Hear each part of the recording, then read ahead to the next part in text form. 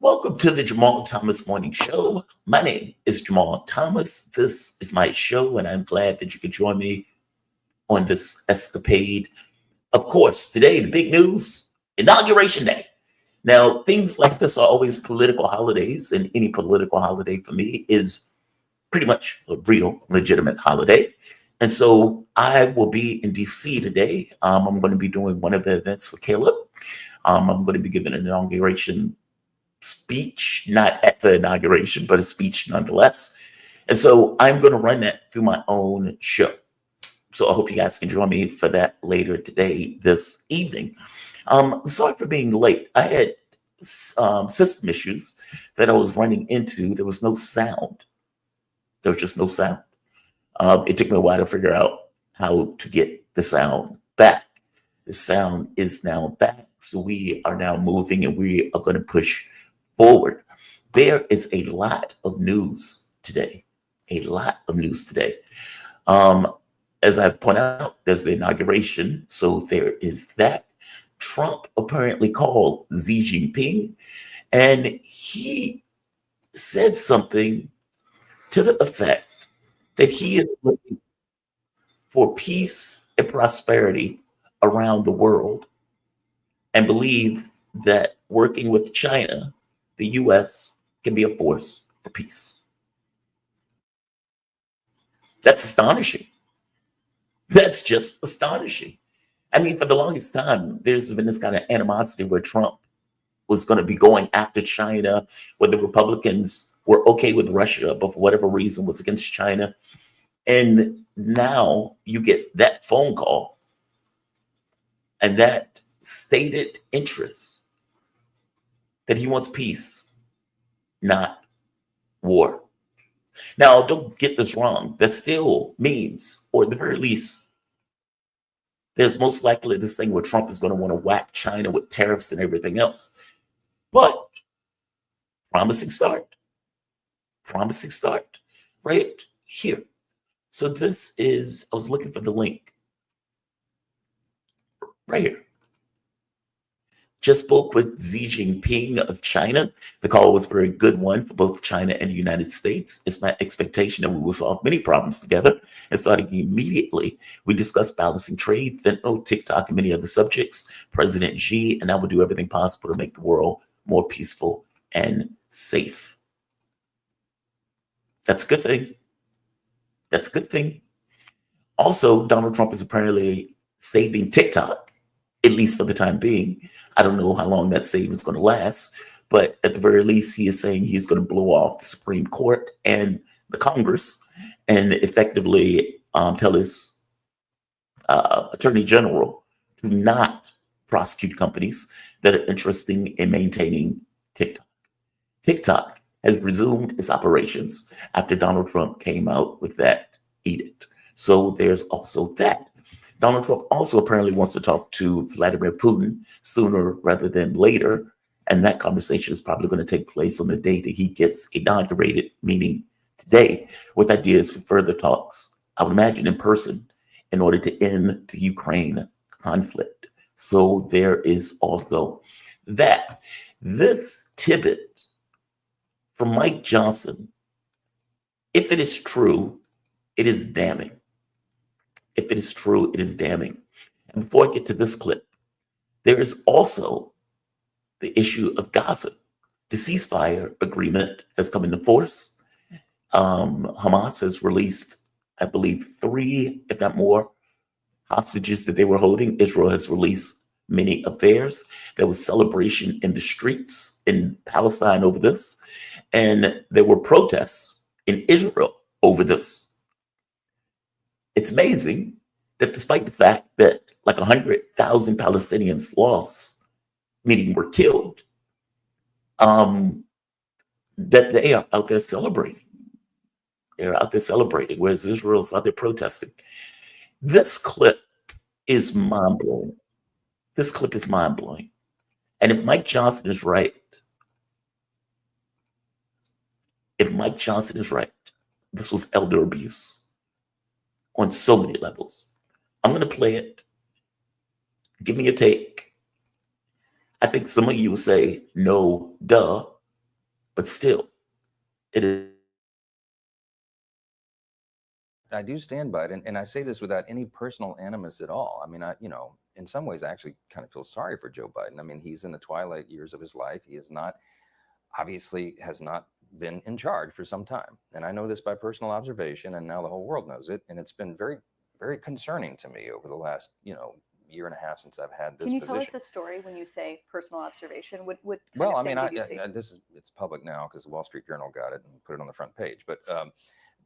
January a year ago, almost exactly a year ago, I had been asked, I became speaker in October 2023, and there were all sorts of big national security concerns and everything going on. And I started requesting a meeting with the president because, I'm kind of old school. I'm a constitutional law guy. Speaker of the House should be able to talk to the president, especially in times of great national interest and calamity. But they wouldn't let me meet with him. And his staff kept giving me excuses. This went on for like 8 or 9 weeks. I'm sorry, Mr. Speaker, he doesn't have time. What are you talking about? I'm second in line of the presidency. He has time. I need to talk to him. We had, I can't say the classified parts, but we had some big national concerns at the time that I was losing sleep over. Finally, I just went to the Hill press corps and I said, the president is not being allowed to meet with the speaker. There's a problem. So they started putting pressure on him. Long story short, they finally relented. They invited me to the White House. I show up and I realize it's actually an ambush because it's not just me and the president. It's also Kamala Harris, Chuck Schumer, Hakeem, the CIA director, everybody. And then, so I walked in the Oval and, I know what this is. They're going to hotbox the speaker on Ukraine funding. That's what it was. This is probably third week of January. We sit down, we're in the midst of it, and the whole conversation, and I'm going, we don't need to have this conversation. The president reaches over just like this. We're sitting right next to the fireplace in the Oval, and he grabs my arm and he says, the speaker and I just need a couple minutes together. Would y'all just leave us alone? And I looked up on the faces of some of the staff standing around the wall, and they're like, oh, no, he did it. So he called it. He's the commander in chief. So everybody leaves, and he and I are standing awkwardly in the middle of the Oval Office, right over the rug by that coffee table. And I said, Mr. President, thanks for the moments. This is very important. I got some big national security things I need to talk to you about that I've heard, and I think and what do we do? But first, real quickly, Mr. President, can I ask you a question?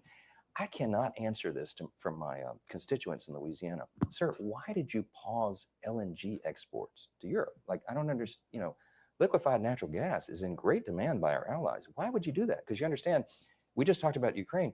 You understand you're fueling Vladimir Putin's war machine because they got to get their gas from him, And he looks at me stunned with this, and he said, I didn't do that. And I said, Mr. President.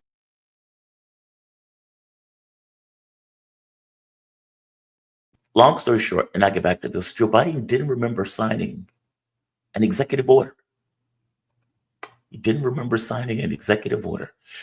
The one and only, the man of the hour, the man I love to talk to, Mark Sloboda. He's an international relations and security analyst. How you doing, Mark? You doing okay this evening? Jamal, I'm fine. I'm alive. Thanks for having me. It's an honor and a pleasure to be on the show. And I got to say that actually probably once again, President Trump is probably the man of the hour, but I'll take it anyway. He is indeed going to be the man of the hour. At around 5:30 this evening, Donald Trump will once again be commander-in-chief, president of the United States. He says one of the first things he wants to do is talk to Vladimir Putin in order to arrange an in-person meeting at some point. Give me your take on that. I mean, what are your thoughts on this meeting that they're talking about? I know you've been a bit more cynical about him ending the war, and I agree with you just because it all boils down to what does it mean to end the war. But give me your take on this kind of meeting and this kind of conversation that took place. He also had one with Xi Jinping yesterday, apparently. But give me your thoughts. Yeah, I think it is significant in that the U.S. president and the Russian president haven't spoken since 2022, right? I mean, late 2021, maybe. Right. So, I mean, a lot has happened in the world other than the conflict in Ukraine. And the conflict in Ukraine has left us, in a situation where U.S. and Russia are in a de facto war with each other. Right. The U.S. doesn't admit it. Right. Russia, certainly with the U.S. missiles flying into Russian territory, they're certainly aware of it. And the reason we are, not now all radioactive ashes is because of the sanity and restraint of the Russian president, of the Kremlin. So talking is good. and Russia is open to dialogue. They're eager to return to discussion and dialogue. The U.S. has a lot of the U.S. foreign policy elite, and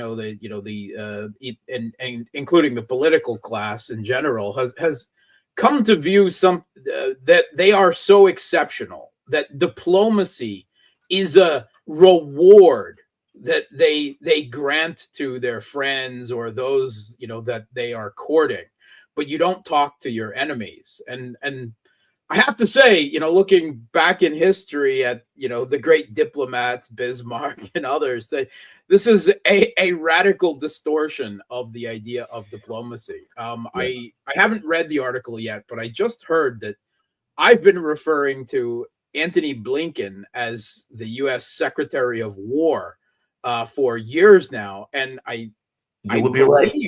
the New York Times may have just referred to him as that. An article in the New York Times. So that is that. It's great that the New York Times caught up with me, at least on that rhetorical device a few years later. But dialogue, discussion, the willingness to talk to each other between the Russian president and the U.S. president is a good thing. Is that going to change the conflict in Ukraine? No. Not in the slightest. But it is a start. And even if the U.S. and Russia can't come to any type of agreement, which seems extremely unlikely to me in the conflict in Ukraine, there's a lot of other things in the world going on that they need to talk about as well. So it's a good thing that they're talking, right? It's a good thing that they will talk, that they will arrange. A phone call is a good start. A face-to-face meeting, okay, that's good too. But I don't think that Donald Trump, the great deal maker, real estate deals in New York are not high geopolitical diplomacy, and then I'm not quite sure that he has. I'm not quite sure his madman theory of diplomacy, where if you don't give me Greenland, I'll invade it, is going to work. It may work with Denmark and the EU. I don't think it's going to work with the Russian president, though, especially because the U.S. has so little leverage over Russia at this point. The Biden administration, if they had any weapons left to give that the Kiev regime could make use of, that would in any way change the situation on the battlefield, where the Kiev regime is now losing badly, and at a ever gathering pace. The U.S. would have given it already. The Biden administration would have given it, and so there's no way that any U.S. president, Donald Trump or anyone else, can agree to the terms that Russia has set for their SMO at the beginning, and have been pretty clear that that's the only way this conflict ends. That is what peace looks like, and that will leave Donald Trump being told no. Right? Russia's not interested in a ceasefire. We've had ceasefires before. There were ceasefires with the Istanbul Communique. There were ceasefires with the Minsk agreements, and they were simply used as an opportunity to rearm, retrain, and regroup the Kiev regime's forces. Russia has no interest in a ceasefire unless if it is in the situation where the Kiev regime is withdrawing all of its forces from the remainder of the territory of the Donbass, Kherson, and Zaporozhye in Ukraine, and has agreed to re-enshrine neutrality in its constitution and a few other measures, with regards to Russian language, political, and religious rights in Ukraine. That they will be met. That there will be a process for dealing with them. And those are the terms. Obviously, that is not something that either the Kiev regime will agree to, or that the U.S. is capable of agreeing to as well. So that leaves us at a point where, we're not interested in a ceasefire. We're not interested in a Korea-style armistice. We're not interested in dividing up Ukraine and putting NATO, European NATO troops on the ground. Like you lost, so we're supposed to just give you victory. I don't understand how that works. When he becomes the U.S. president again, Donald Trump owns this war, right? The U.S. is in a war with Russia, and they're on the losing side of this war. And now he owns it. And if he had the political capital and the will to just wash his hands of the affair and say, I don't like Zelensky, I don't much give an F about Ukraine, and I'm just going to walk away and blame it all on Biden, and Russia can do what they want, that would be great. But I don't think that as the U.S. president, he can do that, right? Robert Kagan has already, been writing in the pages of the Western mainstream media, laments and saying that Trump will lose Ukraine. Trump will hand, if he doesn't do this, if he doesn't escalate to de-escalate, right? That's already the mantra being put forward. The Russian president is going to say, look, it's nice to talk, right? But niet, thanks, but no thanks. If you can't meet our terms, you're not ready to meet our terms, we'll continue on the battlefield. And we're not afraid of new sanctions, right? We're not afraid of any. You've sanctioned us. You're now sanctioning the rest of the world to try to force them to stop trading with us, and you're not having much success with that either. You haven't had any success with sanctions. You started sanctions against us, back in your presidency, even before that. I mean, Obama started a little bit. Trump vastly accelerated the sanctions last time. Joe Biden went to full-blown sanctions war, right? Mm-hmm. And the Russian economy is still growing.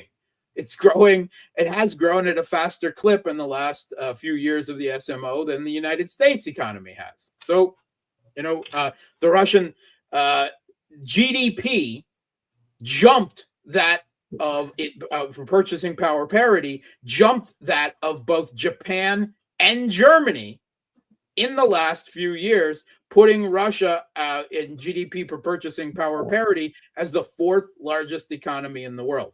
They jumped Japan and Germany, right? Yeah. The Russian salaries, average salaries are increasing. Yeah, there's a bit of inflation too, but that's part of that is simply because of the rise of Russian salaries as well.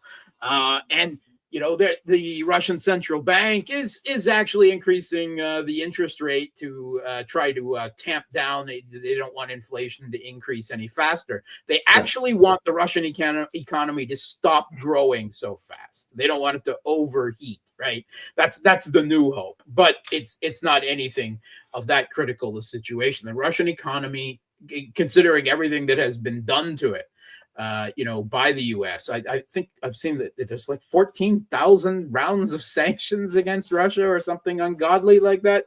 Yeah.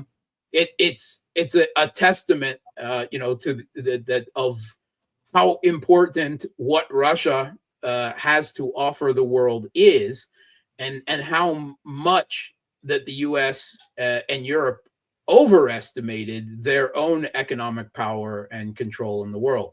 So sanctions aren't going to work. There's no new weapons. If they teased sanctions relief, that would be nice. The Russian government actually much doesn't care. They're certainly not going to, if they didn't sacrifice their goals in Ukraine for the imposition of sanctions, they're also not going to sacrifice them for the promise of removing some of them. And the process of removing sanctions is incredibly complicated in the West, right? It took decades for the Jackson-Vanik sanctions to be removed, even after the Soviet Union collapsed, right? So Russia's basically of the mindset that these sanctions, for the most part, exist forever, for the foreseeable future. And Russia has adapted to live with them, right? They trade with the rest of the world. They don't trade with the United States. They don't trade with Europe. And it has made the Russian economy stronger and blackmail proof, right? the U.S. can no longer exert that kind of leverage, geopolitical leverage over the U.S. So with no leverage, what does Trump have to go to the table with, right? He threatened to sacrifice more Ukrainians on the altar of U.S. saving face. Okay, Russia's been doing that. However, unhappily for the last 3 years, and they will continue doing it. So I just don't see that this conflict ends anytime in the near future. At some point, it will become undeniable by both the Kiev regime and the West, including the United States, that Ukraine is defeated. But it may take taking Kiev or further Lvov, the Polish border, or Odessa, to get them to that point. And Russia's certainly willing to go that far. And the former, a very important Russian political figure, he was formerly the secretary of the National Security Council, Nikolai Patrushev. He's now the head of Russia's growing shipbuilding industry, kind of a reward job in retirement for something that actually was his original specialty. He said that, well, if this continues through this year, then the Ukrainian state may cease to exist. Yeah. May cease to exist, right? Which means Russia will just say that, all right, you've left us no options. We didn't want to do this, but now we've just got to take it all. And that's the only thing that will guarantee peace for both us and for the Ukrainian people.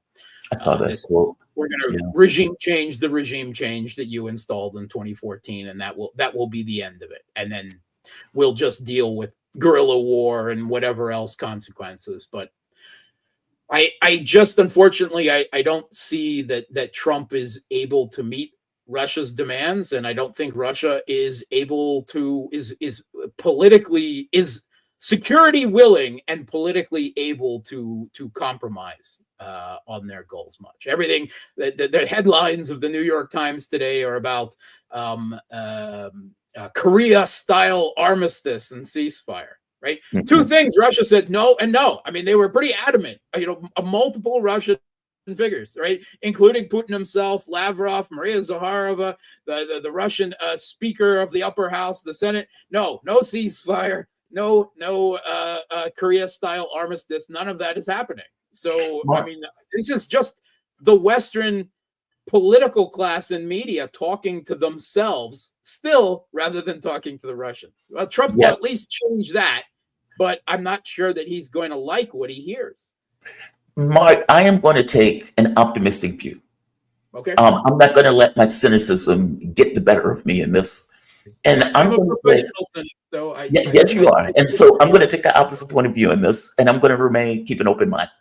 And I'm going to say that the people who are around him know exactly what you just said, meaning those people like RFK, Tulsi Gabbard, and Mark Rubio, and Mike Waltz, and Hexit. That is true, but if you listen to what Rubio was saying in his confirmation hearing, or if you listen to what Donald Trump was saying when he was giving a speech, and he was framing it in the terms that Russia has described it. NATO was always a red line. It was understood that NATO was a red line. Like this that is an important data point, and it is a change that is not hasn't something affected the Western narrative yet, but it does change the position of the U.S. president, and he recognizes that the advancement of NATO into Russia's backyard, he can understand why Russia would be upset about that. All right? Exactly. That right there is a simple admission of reality and fact that the entire Western political class and media have denied like a matter of faith for the last 4 years going on. And it sets the context by which a framing by which he thinks about it. I can discuss it. And just like you just said, they have no leverage on the ground. And not just have no leverage on the ground.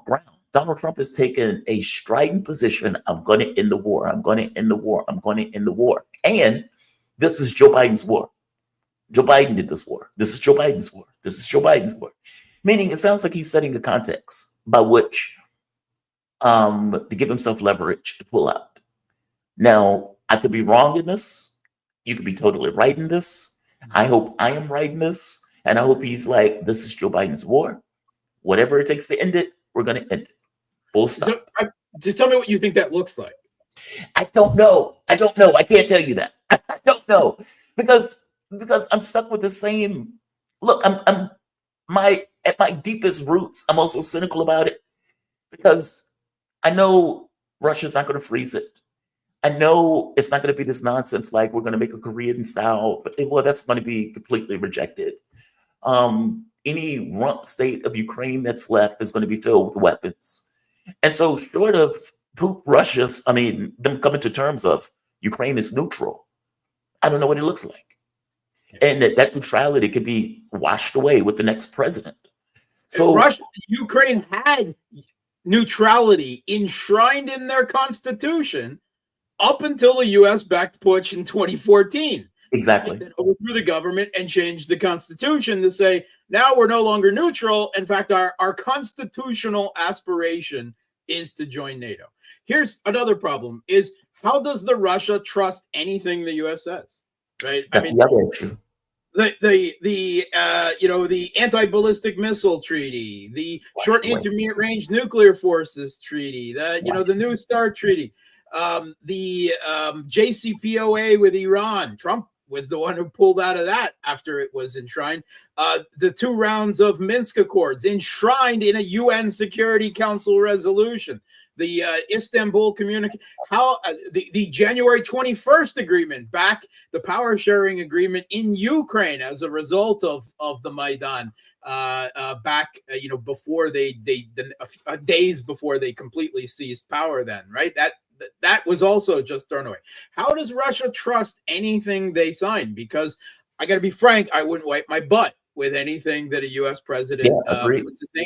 And I don't think the U.S. president would do it either. I think they would, be intending to force Zelensky to do it. Well, Putin has been clear that they don't consider Zelensky the legitimate president of Ukraine, right? I mean, never mind everything that's happened since 2014. His term has expired. He's only continuing with the powers of the president because of continued redeclarations of martial law in the country. And Putin is not thinking about what happens just next month, but what happens in 2 years, and 5 years, and 10 years. And if the next Ukrainian government that is a descendant of the current regime, even without Zelensky, says anything Zelensky agreed to had no real legal value because he was just he didn't have the legal authority. He wasn't the real president. That's Russia's position there. And likewise, even with the United States, right?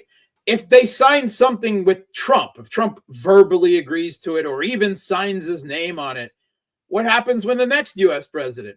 What if Kamala Harris wins again in 4 more years, right? Or Chuck Schumer or some other, or Mark Rubio, right?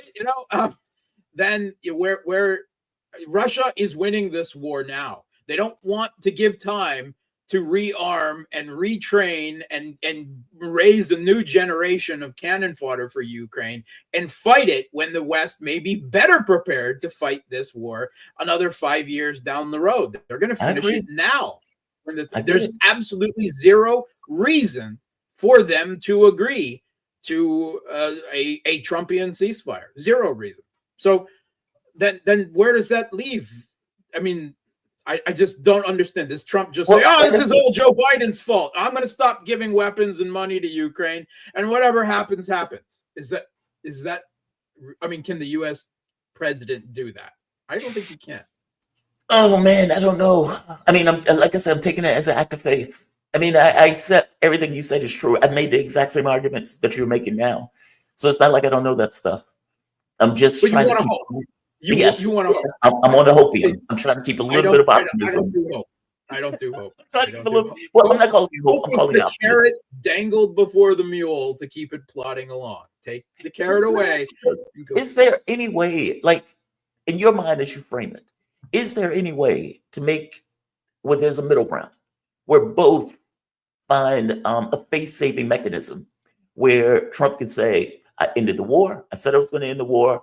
I got the best terms I could for America. Now, again, let's assume for the moment that he knows what you just said is true, that they have no leverage in this process.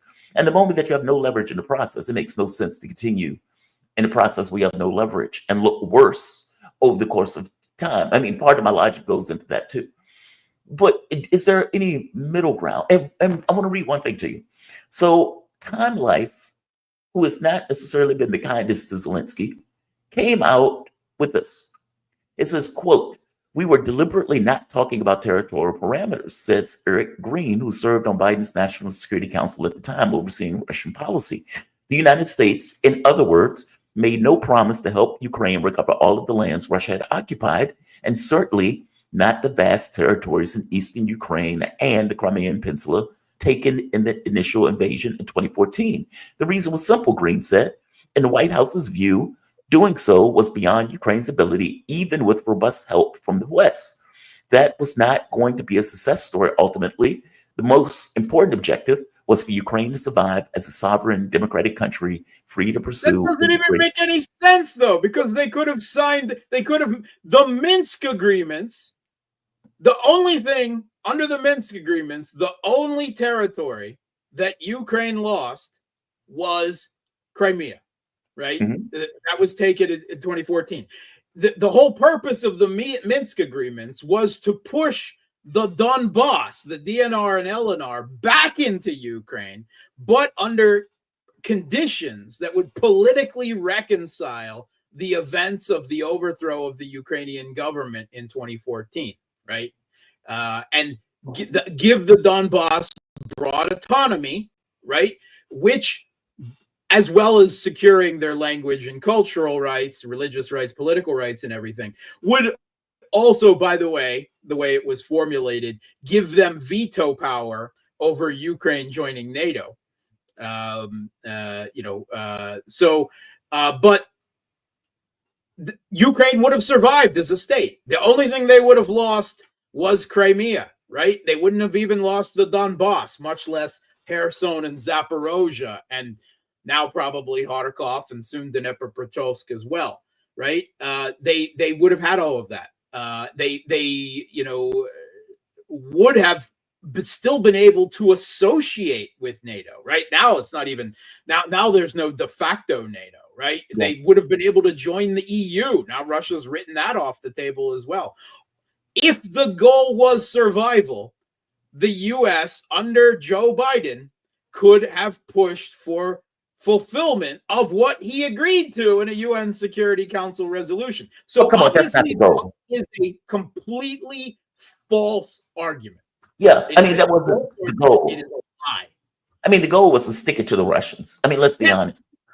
But I guess my point is, they were going to regime change the Russian government. They thought they were going to crash the Russian economy. They thought Vladimir Putin would have been driven out of power, and they even had fantasies about Russia shattering as a result of the political and economic shock, and then divvying up parts of it into smaller pieces. They really believed that.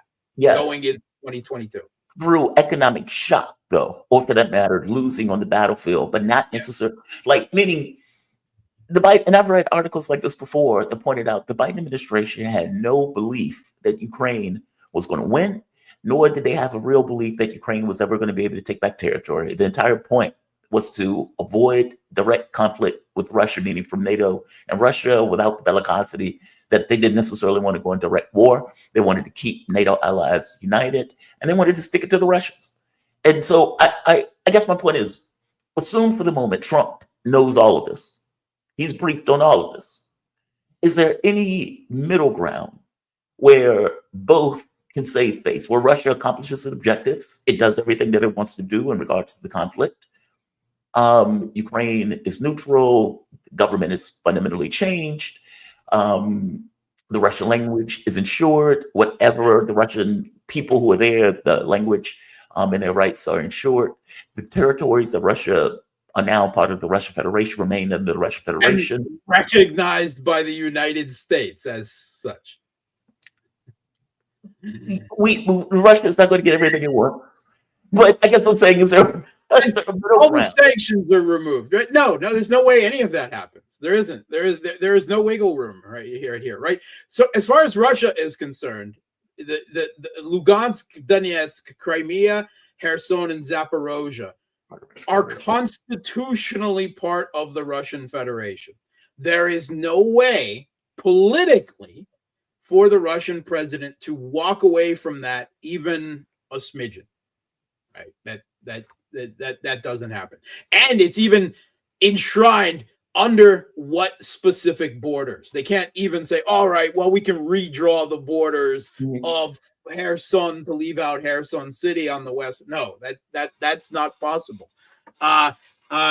It not only an enshrinement of neutrality in the Ukrainian constitution, but some form of, I don't know how anything is even made legally binding with the United States. That's part of the problem, that the U.S. says that Ukraine will never join NATO. This would be the constituent actor of NATO saying that NATO expansion to the east is done.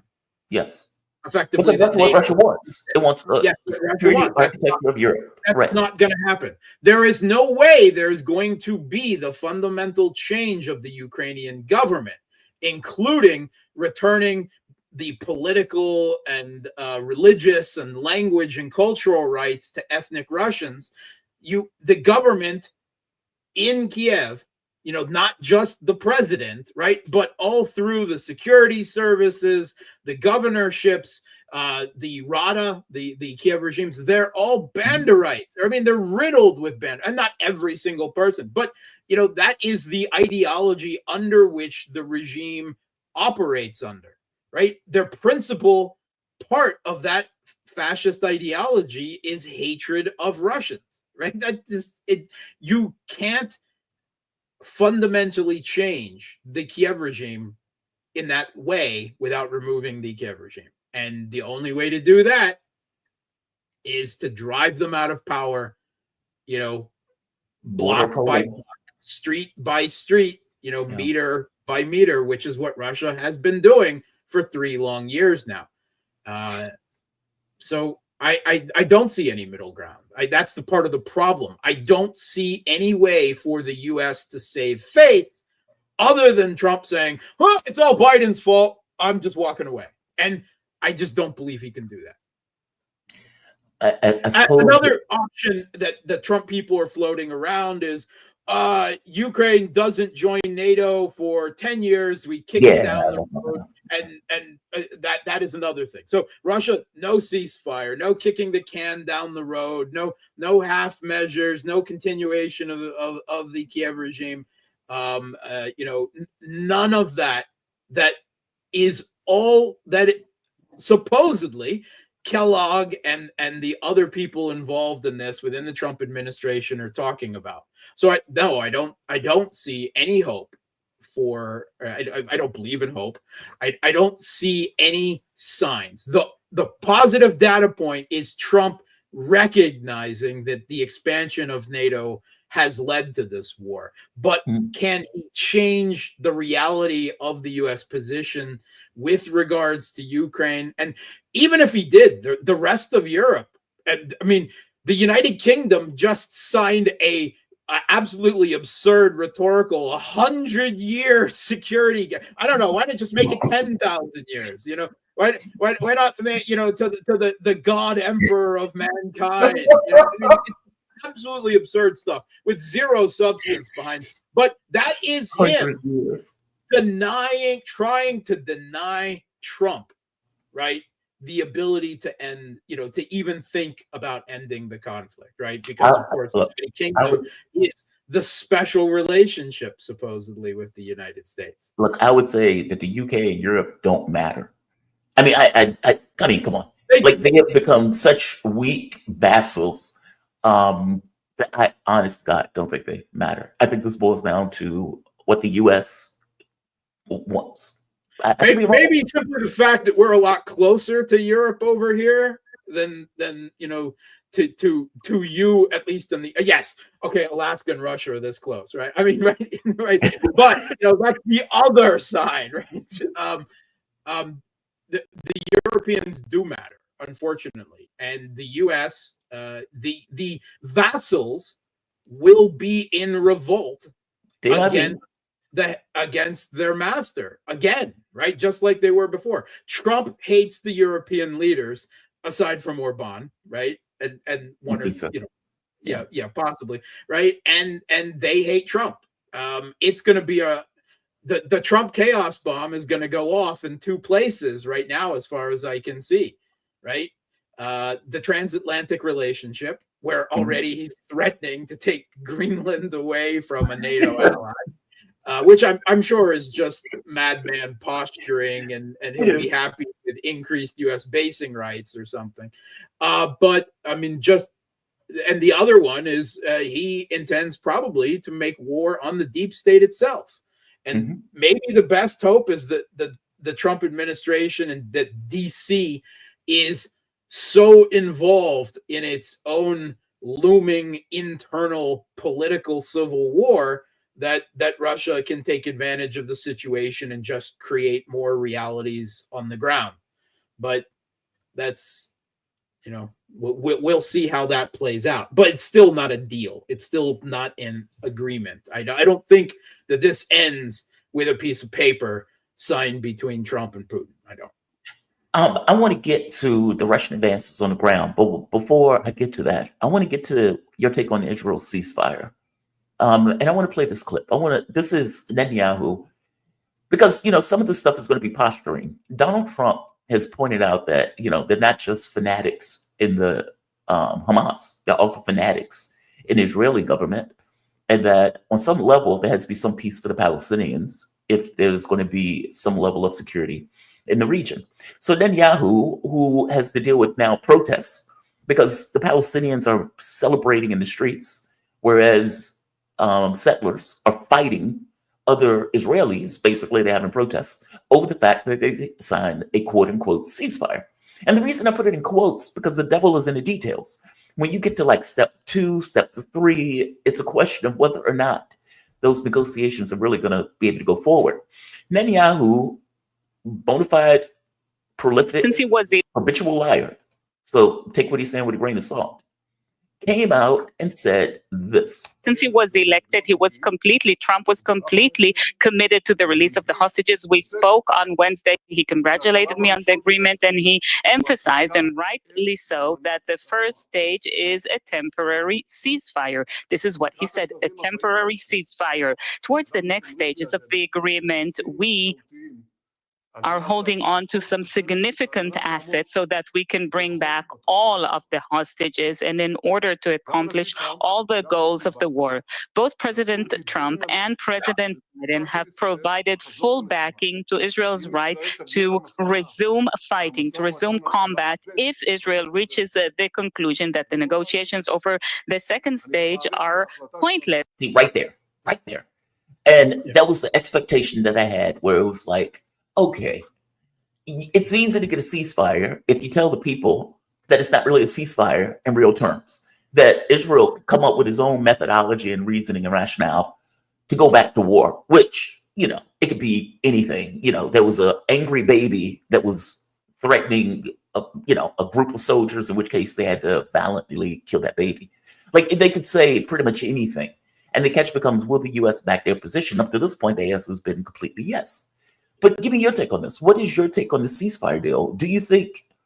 Okay, this is Netanyahu now trying to put a positive spin on somehow he is now suddenly accepting of a deal that a ceasefire that he refused a year ago. Yep. Right? First of all, let's be clear. By the terms of this ceasefire deal, right? And considering what the Israeli government's very vocally announced goals of this military operation were, and the power imbalance between Hamas and the US-backed Israeli government, this is an unquestioned loss, a big fat L for Israel. They're getting their hostages back, but they're also giving back thousands of Palestinian hostages. Oh, I'm sorry, prisoners, they're called, right? That they've been holding for years, and was the very stated reason by Hamas for taking Israeli hostages. You take our people hostage. You're not our government. You can't take them prisoner. You don't have that legal right. You take our people hostage, or you abduct them, or whatever you want to call it. We'll do the same thing to yours. Now, you can disagree with the morality of that if you want to drag some twisted sense of morality into this whole affair. I don't know where you start by putting the morality dot, back in, I don't know, 1931 or something. I don't know on this whole affair. But that's the rationale for it, and they're achieving that. Thousands of Palestinians are being released from hostages, in effect from the Israeli regime, children, women, old people, all of it.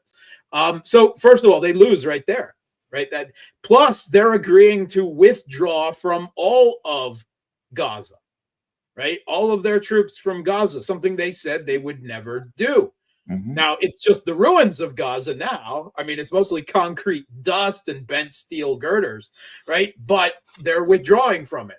They also agreed, we are told, because no one has seen the full terms of this, that they would withdraw from the Egyptian Palestinian, the Egyptian Gaza border, right, where humanitarian aid is supposed to come through, and where, of course, also supplies to Hamas come through, either above ground or below ground. They said they would never do that. So just by those right there, this is a big fat L. And over this deal, the Netanyahu government is facing collapse. Because already Ben Gvir, the finance minister, and potentially other members of the government are resigning over this. So I'm very curious, what is the combination of stick and carrot? Because I'm sure it wasn't just a stick. I'm sure there had to be some carrot there. That Trump's envoy came and suddenly Netanyahu did a 180 and accepted this deal. Forget how long it lasts. If it simply results in the transfers of the hostages on either side to each other, and thousands of Palestinians are freed, that is already an incredibly significant achievement, even if it doesn't go any further than that. Yeah. And I mean, let's take a look at the ceasefire with Lebanon, right? It is still agreed to on paper, but in reality, it's not being upheld, certainly by Israel, and probably not by Hezbollah either. I'm sure once Israel hits, they hit back. You can say who did it first, right? But that ceasefire is being held by political will, not by the reality of the terms of the ceasefire being agreed on. So I have to say, I am already impressed just by the fact that at least some of the hostages on both sides have already been released. That's already impressive to me, because it's more than I thought, right? So this is me admitting that this is already progressing further than I thought it would. And by the way, to be clear, a war aim of Hamas. Yes, of Hamas, right? So I don't think this is going to be peace. I don't think Trump just solved peace in the Middle East. I am sure that this conflict will reignite, either in another day's time or a week's time or a few weeks. But another reason for Netanyahu agreeing to this is that the Israeli military is exhausted, right? The Israeli military is not designed to fight long wars, right? They're designed to fight wars that they can pound whack-a-mole for a month or two and then walk away from. They've been at war now for, a very considerable 18, something like that. Yeah, we're going on 2 years, right? Yeah. So it is. The Israeli military is exhausted. The Israeli economy is in recession, right? Because of all of the workforces and the agriculture now that they're not trading with the Palestinian, who were essentially indentured farmers for them and so forth. Militarily, they have problems. And that is where right away we can see that Biden could have at any point applied pressure to this and achieved this outcome, or Blinken or whoever was really running the White House at the time, and absolutely refused to do so, which means that, despite all their hand-wringing and protestations, if anyone actually believed them, neither you nor I ever did, during this last course. We never believed a crocodile tear that they shed. But we can see quite clearly that Biden could have done this earlier and did not. Right now, again, we don't know what the Trump envoy said. I have heard just again, this is reports, it's unconfirmed, but supposedly Trump's envoy came and Netanyahu said, yeah, we'll be glad to meet with you, but today's the Sabbath, we'll meet the day after. And supposedly the Trump envoy said, I don't give a flying fuck about your Sabbath. Right, we're going to talk now. Right? In a few days, and this was all amazingly enough agreed to. And whatever else happens from now, at the moment, hostages are being exchanged, and Netanyahu is eating crow and trying to spin it on camera in front of the Israeli people, and that is already, as far as I'm concerned, more accomplishment than I was expecting. So, but I would sacrifice body parts to learn, and hopefully we will learn at least some of it credibly without me having to sacrifice body parts to know what Trump threatened / promised Netanyahu with, that this happened suddenly. I'm very curious. Same here. I mean, part of my thoughts were, because of my thinking was, okay, what did Trump exchange for this? Was it the West Bank? Did Trump say, yeah, you can annex the West Bank?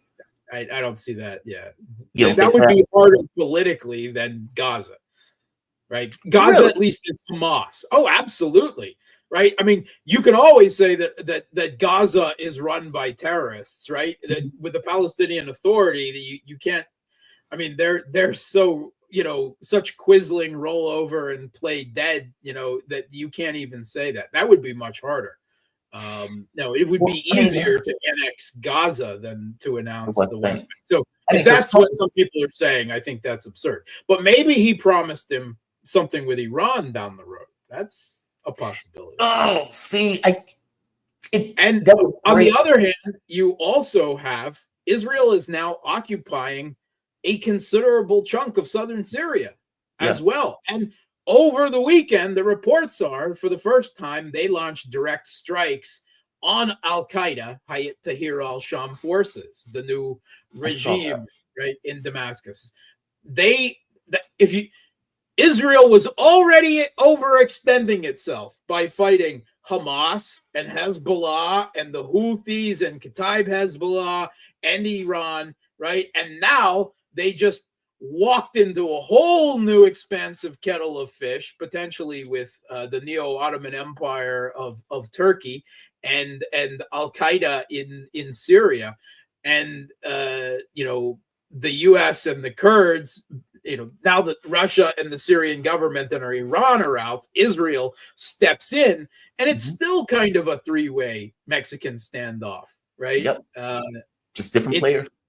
Different players, right? I mean, yes, Israel and the U.S. aren't pointing guns at each other, but that doesn't mean that they necessarily politically agree on what's going to happen in Syria, at the end stage of all of this. And the strikes on HTS, are an interesting data point in that regard. So Israel is way overextended, and their military is exhausted, and their political leaders in the Netanyahu administration have still got maps of a greater Israel that reaches all the way from northern Syria down to the Nile River and ridiculous stuff, like that in their offices, hanging on their walls. That's their dream, their greater Israel, covering even parts of Saudi Arabia and Jordan and everything.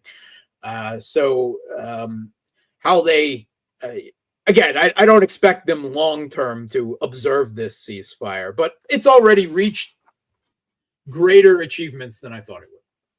Yeah, I agreed. I mean, considering that this was a deal that was offered before, and the hostages could have been given back like months before. Like, so no, I mean, Trump, he gets credit for this. And like you said, he did what Joe Biden just refused to do. I mean, we gave 70%, meaning 70% of all the killing that Israel has been doing, we paid for. The political cover that we gave them. And yet Joe Biden is like, well, we have no power to do anything about it. It's Israel's right to defend itself.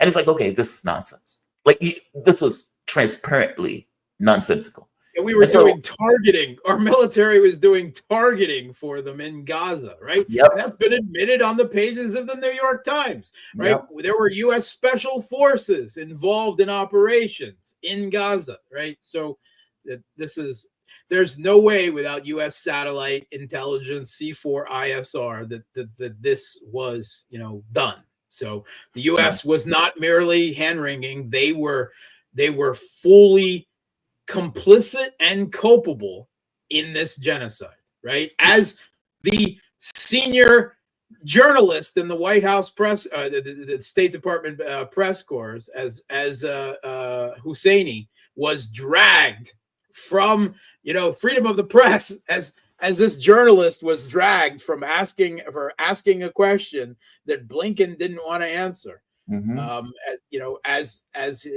He said, you are a war criminal. Why are you not in The Hague? Yep. Why are you not in The Hague? Right now, I don't ever think that Antony Blinken will end up in The Hague, but he will now be haunted with that, just like Tony Blair was everywhere he goes for the rest of his life. However, unfortunately, long. Oh, man. Did you see that woman screaming at him? You're a monster. You have no empathy. Oh, God, man. Yeah, he has been getting the business on that end. He deserves it big time. There was people running out, like waving Palestinian flags outside of his house and everything else. So, yeah, every place that Blinken goes, Lord knows they will be doing God's work if he's confronted with that nonsense. Last question before I let you go. Russia seems to be making significant advances, and those advances seem to be taking place faster. Every time I look up, they've taken multiple villages over the course of a few days. And it seemed Petros, it's not just surrounded, but there were incursions into it. What's going on the ground militarily? Okay, so there's several important areas that are now essentially in the wrapping up stage. Mm-hmm. One of these is a strategic position, right? Also in the south of Donbass, called Velika Novosilka, right? And this was a big fortified and strategic position. And it is now encircled, completely encircled, right? The Kiev regime forces, they've now been given the order to withdraw, and it's already too late. So they could attempt to run across the fields at night while they're being, hunted by Russian artillery and drones and the like. So that's a huge loss for them right there. Toretsk, once part of the Toretsk, New York agglomeration. The Kiev regime, by agreement of even the Kiev regime, deep state and all of these other mapping, agrees that the only part of Toretsk, which isn't actually part of Toretsk, that the Kiev regime still holds, is a mine on the outskirts of it that is being stormed as we speak, right? So I've already been saying for a week, and many other have, that, Toretsk is over. It's just the mopping up, and that's what's going on. So that's a big one.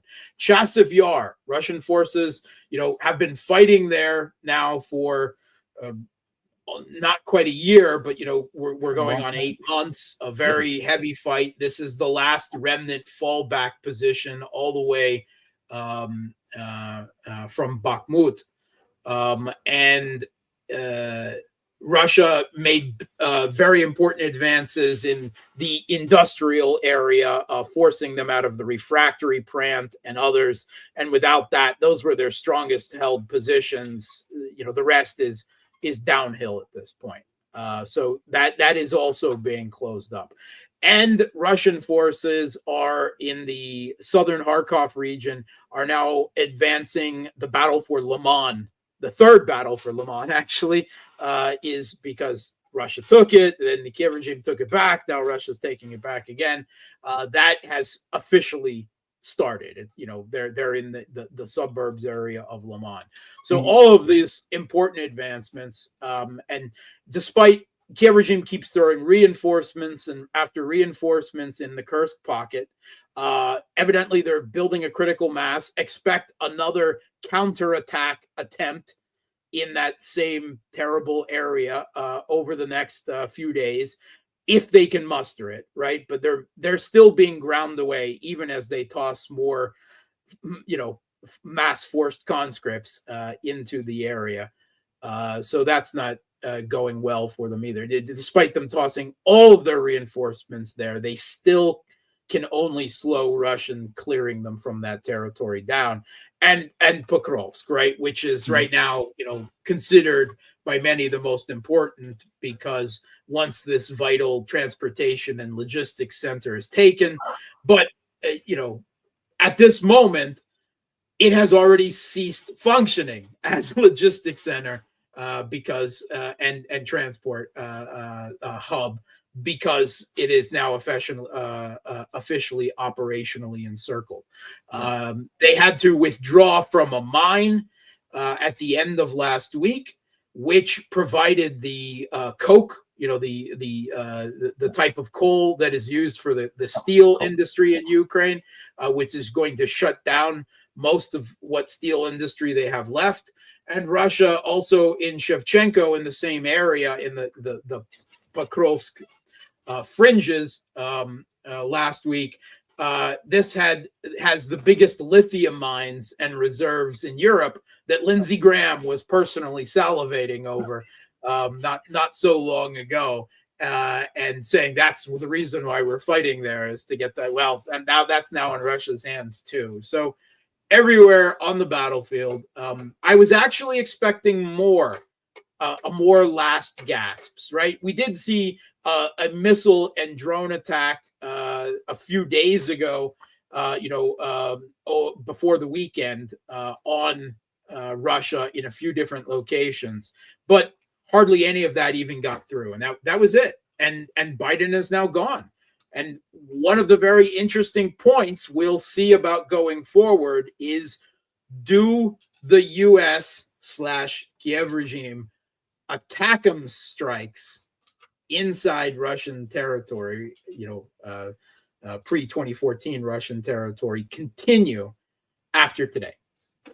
They don't have any more. From my understanding, Ukraine only had like 50 attack atoms. I mean, they didn't have a huge supply, and it's not like they were supplied 500, and then they had 50 left. Yeah. But I mean, the Western media has been full in the last week of huge amounts of undisclosed money and military support. The New York Times documenting the billions of dollars that we have not heard from before that the U.S. did to set up the Kiev regime's drone manufacturing industry underground and wherever it is. So I don't actually believe inherently any statements of we provided this much and no more at this point, right? All I'm going to look forward at this point is, do the ATACMS strikes continue after Trump criticized them, right, less than a month ago, saying that they were insane, essentially what he said. Us launching missiles into Russia is just an escalation with a nuclear, the other nuclear superpower, in nuclear terms at least, that is just not in our interest to make. So we'll see if they continue. That already will be a positive step, right, in U.S. I'm not talking peace, de-escalation, right? That is, if we see some steps towards de-escalation away from the nuclear brink that too many people refuse to even acknowledge that we are on, I will consider that a win, right? If I get that much from a Trump administration, that the threat of nuclear war between us recedes a bit, that will be already, again, an accomplishment. I mean, even talks would be an accomplishment. It's funny, man. I was hopeful during the Biden-Putin summit. I was in Geneva. I was covering that summit. My boss was very cynical about it. He's like, okay, whatever, man. And I'm like, it was my first time going to a conference, and I'm like, there's gonna be peace. Now, maybe not to that extreme, but I was at the very least, especially when Joe Biden gave his press conference, Putin gave his press conference, and there was very similar, let's say, speaking points, but that both were effectively running with.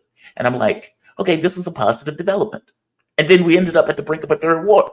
And so my penchant for hope has been damaged by all of this, but I still hold on. Hasn't been beat out of you enough yet. When you get to be my age, Jamarl, it will all be gone. All that hope will be whipped and flagellated out of your body. Don't worry about it. Mark Sloboda. Thank you, man. I always appreciate you joining me, man. I always enjoy these conversations, Mark. Mark Sloboda is an international relations and security analyst. You can follow Mark on Twitter at Mark Sloboda1. You can find him on his YouTube channel, Realpolitik with Mark Sloboda. Definitely check him out. The man is awesome. And also on Facebook.com/Gramsci. Mark, man, you have a fantastic evening. Thank you for this. Thanks for having me. All right. The one, the only, the man, Mark Sloboda. Always appreciate talking to him. His political analysis of geopolitical events, by far, is just the best that you're going to find anywhere online.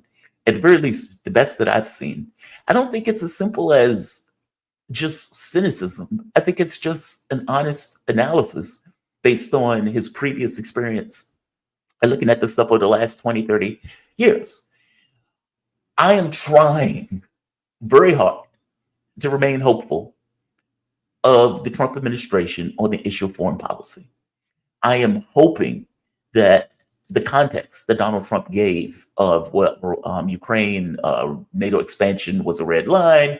This was something that was always understood to be a red line. Joe Biden made this worse. And even Trump talking about a third world war that Joe Biden or Kamala Harris was going to start. I'm hoping that that context lasts through his inauguration and lasts in the way that he's talking about these events on the ground. I'm hoping that this point of view of you have no leverage in this process, you've given all the weapons, you've given all the money, that is something that also lasts beyond the inauguration. I am hoping that he said, this is Joe Biden's war. I want nothing to do with this. And if Zelensky needs to be pushed out, he is pushed out for somebody who is, let's say, more willing to be neutral. I understand that all of these things are challenges. That is true. We'll see. We'll see. I know as I say it, it makes it sound like, okay, this sounds like it's improbable. Improbable, yes. But I am hoping there's some way to thread the needle. Even if the needle gets thread where you get a situation where Russia just continues its advance until it gets to a point where both sides are like, okay, stop. We'll see. But that said, let's bring in my next guest. The one, the only, the man of mystery himself, Ted Rall. Ted Rall is a political cartoonist, syndicated columnist, host of TMI, Too Much Information. It comes on immediately after the show at 10 a.m. to 12 a.m. with the woman of the hour, Manila Chan, the greatest person alive, short of myself. How you doing, Ted? You doing all right this morning? I was trying to figure out how to close that. How you doing, man? You doing all right this morning? There. I'm good. I'm cold. How about you? Yes, it is freezing here. And I'm supposed to be in DC, where I know it's going to be brutally cold for the inauguration. Caleb is having an event in DC. And what Caleb is trying to do, and I applaud him for this. A lot of people get Caleb wrong, Caleb Maupin. Some of the stuff they say about him, the guy's a communist. And they're like, oh, he's a fascist. He's a Trump supporter. He's this, he's that. He's none of those things. Caleb is just one of those people who say, if Donald Trump is saying that he wants to end wars, not start them, then we should applaud him for that. And we should push him on that. Basically, push him on the thing that he said he's going to do that's positive. I agree with him on it. And so the event is effectively pointing out, let's have this kind of world peace. If he wants to make peace with Kim Jong-un, we should back him on that. If he wants to end the Ukraine war, we should back him on that. If he wants to pull our troops out of Syria, we should back him on that. Like all of these things are within the context that Donald Trump himself set. and we should applaud him for those things. I mean, hell, he's not even in office yet and got Netanyahu to accept the deal that Netanyahu rejected over the past year. So we'll see. We will see. What are you thinking of this inauguration, though? Give me your thoughts. Are you panicky? Are you more zen than you thought you'd be? What are your thoughts? I never expected to be panicky, and I'm not, and I'm as zen as can be. I mean, I think I may be there's a Venn diagram between Ted Rall and like normie Democrats, which is basically the uncertainty principle. Like we just don't know what the next year, forget about the next 4 years, are going to look like. And there's a lot of factors that nobody talks about, but like again, we have a guy who's becoming president at a very advanced age, 78 years old. He will be he will beat Biden. He will be even older than Biden if he finishes his term. So he will set the record there. What is that going to look like? What is this team? Will all of his advisors be nominated? I'm thinking particularly of Tulsi and RFK. Those are the two I really want to see confirmed. And then there's if not, then what do we get instead? What will the midterms look like? I'm very skeptical about the prospects of success for the ceasefire long term, going past 42 days out or whatever it is into phase 2. I'm like, I don't see how that works. Crossing fingers for the people of Gaza and the West Bank and for the people of Israel, that works out. But, so uncertainty, what is fear, right? Fear is derived from uncertainty, and the unknown, right? Like, why are caves scary? Because you don't know what's inside. It's like, so we don't know, we're at the top of I feel like when I was a little kid, when you rode a roller coaster and you crawl up to the top of the first drop, right? It's like tuk, tuk, tuk, tuk, tuk, and there's the 2 American flags at the top if you if you're like here in Coney Island, and then it's like, okay, now hang on, because right now we're right at the 2 American flags and we're off. And so who knows, this could end up being incredibly breathtakingly normal. And it could end up looking a lot like, George H.W. Bush reboot, where there's the usual attempt to cut Social Security, which ends up being stupid, and the trickle-down economics crap that Republicans always try to do, and not much really gets done on the foreign policy front. It could really be like that. I don't know. This is a very different Donald Trump, I think, than took office naively in 2017, and he was pretty ineffectual from his point of view during his first term. So he's learned a lot. That's the thing about Mao said, fail again, better, right? And Donald Trump, if you look at his business history, he failed repeatedly, but he always learned from his failures, like all successful entrepreneurs. He's an entrepreneur, and this political project of his is it's like a casino. It's a project that he's trying to figure out, like, okay, I know what I messed up last time. Should have told them that mail-in voting was a good idea, right? I should have bragged about Operation Warp Speed, etc. So he's going to learn from those things. There's going to be new things that come up that he was not able to anticipate. I guess my point is, I'm not worried, but we do. I'm not more worried than usual. I don't think that in the departure of the Biden administration means that we've lost, a bunch of extremely wise people who were at the helm of state who really knew what they were doing and did oh no, without Tony Blinken, the world will be less safe. I don't believe that at all. The question is, will the world be any safer under Marco Rubio? I don't know, but it's an unknown. It's an unknowable unknown, right? Is this guy, is he a lame duck? Kind of, but is it also a restoration? Isn't really quite a lame duck. It seems to indicate, something close to a mandate, even though he only won by 1.5 points. So I'm just, that's true. Hard to say. That's true. with one exception that I would make, or a caveat I would make to it, is that under normal circumstances, Republicans never win the popular vote. Like, I mean, that goes back to George W. Bush, and part of the reason it was this thought that they were never going to win it in the future, because Democrats were like, well, we have demographics on our side. We are demographically going to be able to just run the roost going forward. And then you have Donald Trump winning the popular vote, which, is kind of a shocking thing that he was able to do so. And so, yeah, I agree with you. It feels like a mandate just because under normal circumstances, a Republican win it. Like, it takes demographic shifts in order for a Republican to win the election, let alone the popular vote. So, no, I agree with you. I agree with everything you said. It's not like we've had wise men that are leaving office. These people were horrible. I mean, there was polling that recently came out from CNN that pointed out that only, right here, 33% of Americans express a favorable view of the Democratic Party. That's astonishing. Bad. 33% of Americans express a favorable view of the Democratic Party. Now, it's not that the Republican Party is massively better. When you look at the other polling, and I'll show this just so people can see what I'm looking at. Right here. If you look at the other polling, 75% of Democrats are disappointed in the way things are going, basically government. 70% are frustrated. 55% are burnt out. 40% are angry. 30% are optimistic.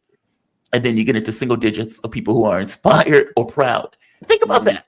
And then when you look at the Republicans, it's basically the same. 7% are proud, which again, that's astonishingly low. 9% are inspired. I don't know who these people are. But even if you look at the Republican Party, 67% are disappointed. 65% are frustrated. 40% are burnt out. Like, how does a government have numbers like this and expect to function long term? It just seems like something is on the horizon to change. Like it feels like something needs to change when you have that many people in the country looking for something different. So I agree with you. I'm trying to remain optimistic just because of how bad Joe Biden was. I'm trying to remain optimistic. I'm looking at this. By the way, Donald Trump has given a time of reprieve for TikTok. Mm-hmm. Now, I don't know how long this is going to last, but apparently, because at this point, all of the legislation has come through saying TikTok is banned. You got the president signing it that TikTok is banned. You get the Supreme Court to ratify it saying TikTok is banned. And you get Trump saying, yeah, I'm not going to allow that to go through. Basically, I'm going to get Bondi, my attorney general, to just not pay attention to that. Just give it a pass. And so TikTok has been reactivated. It was supposed to go dark on the 19th. I believe it did go dark on the 19th. But now applications are now allowing it, like app stores. TikTok has come out thanking the President Trump. Now the catch becomes, what does it mean going forward? And what is Trump thinking about it like this? Meaning, if the goal is to get TikTok to sell to a company, that's not going to happen. They've already pointed out that's not going to happen. And in fact, I go further. Rand Paul was in a debate on this very specific issue. And there are days, man, that I love Rand Paul. I want to get your take on what he's saying here. This is Rand Paul. Well, I want to get your take on two things. One, the fact that they were trying to get TikTok at all, effectively the greatest First Amendment violation in the history of this country. But two, the credit that 170 million Americans are going to give to Donald Trump, basically half of America, for reinstating it, as opposed to the Democratic Party, because it was a Democratic president that killed it. This is Rand Paul. Most important fact of all of this, and it needs to be debated, not assumed as a fact. The company is owned 60% by international investors, 20% by the two Chinese software engineers who developed it, the entrepreneurs who began the business, and 20% by their employees, 7,000 of whom are American. So it's a very diverse ownership. It's not owned by the Chinese government. Allegations against a company owned by Americans, and you have to prove it in court. Who owns that company? Who owns that company? ByteDance. ByteDance is owned by China. No, it's not. See, that's a lie. And you're defaming the country. You're defaming the company. 60% of it is owned by international investors. 20% is owned by the software developers who are Chinese, and 20% is owned by the employees, 7,000 of whom are Americans. So it's Who a complicated controls the ownership, algorithm? but it's not owned by It's the not government. about profits. Who owns the algorithm? TikTok owns their own algorithm, and it's actually and not who in owns China. TikTok? ByteDance. And Right. who owns and who ByteDance? owns The Chinese ByteDance? government. No, they don't. See, you've just told a lie, Brian. You can't say on TV. I love that clip because Rand Paul is trying to point out to him, dude, you are literally trying to kill a company, and you are claiming that your justification for killing the company is that it's owned by the Chinese government. It is not. It's No. owned by a company. And then he breaks down like even the demographics of who owns it. Like 20% is owned by the people, like the people who work there, which I didn't know. There's international investors. I think he said 6%, another 20% owned by 2 developers that basically built it. But his point is, this is not the Chinese government. Mm-hmm. This is a company. Mm-hmm. And you guys are using this notion that the Chinese government owns TikTok, because in their mind, the Chinese government owns anything that's coming out of China, which is not necessarily true any more than the U.S. government owns anything that's coming out of the U.S. Right. Give me your take on this. Like, what is going to be the take of 170 million Americans that Donald Trump is the one that comes in and TikTok is giving him credit for saving TikTok for the time being? And even give me your take on this notion of them trying to kill it in the first place. Well, let me start with the second one. I find it very disturbing, to be honest, that that Congress passed this legislation in a bipartisan fashion, overwhelmingly, without presenting any evidence in public to the American people that there was any threat to them whatsoever. And also, I find it even more disturbing that the United States Supreme Court voted unanimously to support it. And the reasoning was lies. The reasoning was that that there's no First Amendment rights attributable to a foreign entity. Well, I mean, first of all, the users there are millions, 175 million Americans are users, but that's not even true. Even if this company was owned by the Chinese Communist Party, if they're doing business in the United States, and let's say everybody in the United States who uses it is an undocumented, illegal, criminal, felon migrant, they all have First Amendment rights under the U.S. Constitution. If you're a human being who lives and breathes, and you're anywhere in an area controlled by the U.S. government, you are covered by the Bill of Rights. And for the Supreme Court to say that's not true goes to a fundamental misreading, misinterpretation of like the basics of the constitutional system going back to 1789. I thought it was just absolutely gobsmacking, as the Brits say, that like they did this. And I know that basically they're counting on the fact that this is a youth-oriented site and that it's known for silly dances.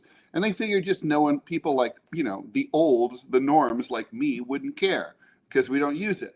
And it's like, well, I mean, okay, I do care because I know how these things go. It's a slippery slope argument. I mean, it's they start with, this is a Martin Niemöller thing. They're going to start with, they come for your TikTok first.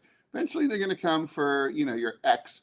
They're going to come for, and it's never going to stop. I'm not, there is, and also it's a massive distraction, as some friends of mine have pointed out, right? I mean, which major, huge international government spy agency is scraping and stealing all Americans' personal information? Well, maybe China, but I know because of a guy named Snowden that it's the U.S. government, right? Yep. And it's like, so like my information is already at Langley, and it's in a massive data farm in the middle of the desert in Nevada. And the NSA and the DIA and all these like alphabet soup agencies can get into it and do get into it whenever they feel like it. That's terrifying to me. I'm not really sure that President Xi has any designs on Ted Rall, but I'm more worried about the NSA having designs on Ted Rall. So, and I think you should be too. So it's like sort of, the whole thing is just in terms of the rescue of it. I don't think Donald Trump personally cares about TikTok or the free speech angle, but he recognizes an opportunity when he sees one. That this is 175 million people. It's like the scene in the original Taking of Pelham 1, 2, 3, where the mayor of New York is told you have to shell out $1 million from your personal bank accounts to pay for the hostages. And he's like, $1 million? What am I going to get for that? He's like, 24 sure votes. And it's like, this is what Donald Trump is going to get out of it. He's going to get some votes and some support. And and sort of going back to your big question, and when we first started talking a few minutes ago, to me, what am I hoping for? I'm hoping that Donald Trump, the opportunist, is front and center, and he sees the opportunity to be like, how do I want to be remembered? I think he's thinking about that in a big way, or a bigly way. And I'm hoping that he's the kind of like Nixon goes to China kind of thing. Like, I could fix this healthcare thing that has people whacking CEOs in the streets. I could, like, in a way that neither the Democrats or previous Republicans could do. Maybe I can, reach out to North Korea again and like see if we can bring that, or Iran, and have talks there, and and calm the whole Middle East, get a Nobel Peace Prize. He has a lot of opportunities to do these things. And, of course, obviously, I'm a leftist, so I'm self-interested in those kind of things. But, he might be able to also get some stuff done that really benefit corporate America. I mean, the point is he's got a lot of opportunity right now. He's never going to have as much political capital in his life. He's got basically 9 months to do everything, and he has carte blanche. That's it. I mean, he comes across far more centered than he did the first time around, and the Democrats come across beaten. Like the first time around, they were screaming. They were like howler monkeys. Oh, Trump in Russia. Trump peed on a prostitute. Trump did all of this stuff. And they were able to basically have all of these investigations into his administration, which crippled his administration going, for the first 2-3 years. I don't get that sense now. I get the sense that they've been beaten back, that they are in this kind of weird space where they don't even know who they are, and they're reconciling themselves with the fact that the overwhelming majority of the country hates them, that they're out of sync with the overwhelming majority of America. That it's a different. It seems different. It feels different. I can't. It does. I have a hard time articulating it, but the feeling is there where it feels like it's a different administration, and he feels more centered, and he feels like he won more. And maybe, although he said some pretty crazy stuff about, threatening to go to war with Canada. Well, that too, right? He escalates to de-escalate, especially in cases where he believes that these people are vassals and they can't do anything about it. But it just comes across more centered and more. And maybe that's why it feels like a mandate, because it feels like he won something, like he won against all the odds, against all the investigations, against the criminal indictments, against somebody putting a bullet in him or his ear. Yeah, it feels different to me. By the way, I don't know if you heard this, Jamal, because you've been on the air, but it broke while you were talking right before I came on that Biden is these preemptive pardons. Biden just issued a bunch of preemptive pardons to Anthony Fauci and a bunch of other people in case Trump goes after him. Yeah. Mm-hmm. Interesting. So I want to play a clip. Well, one of the reasons that they got rid of TikTok also was because of Israel, the conflict. Like, I could show the clip for Liz Cheney also. Sorry. Liz Cheney. Right. Oh, he gave a pardon to Liz Cheney? Yeah. What was Liz Cheney up for prosecution for? Well, she wasn't. It's all preemptive. It's just like Fauci. It's sort of like a get out of jail free card. How weird. I mean, I never heard of a preemptive presidential pardon before. You could give them. It's just weird. In case you did something wrong and they catch you. I mean, maybe she killed someone. Who knows?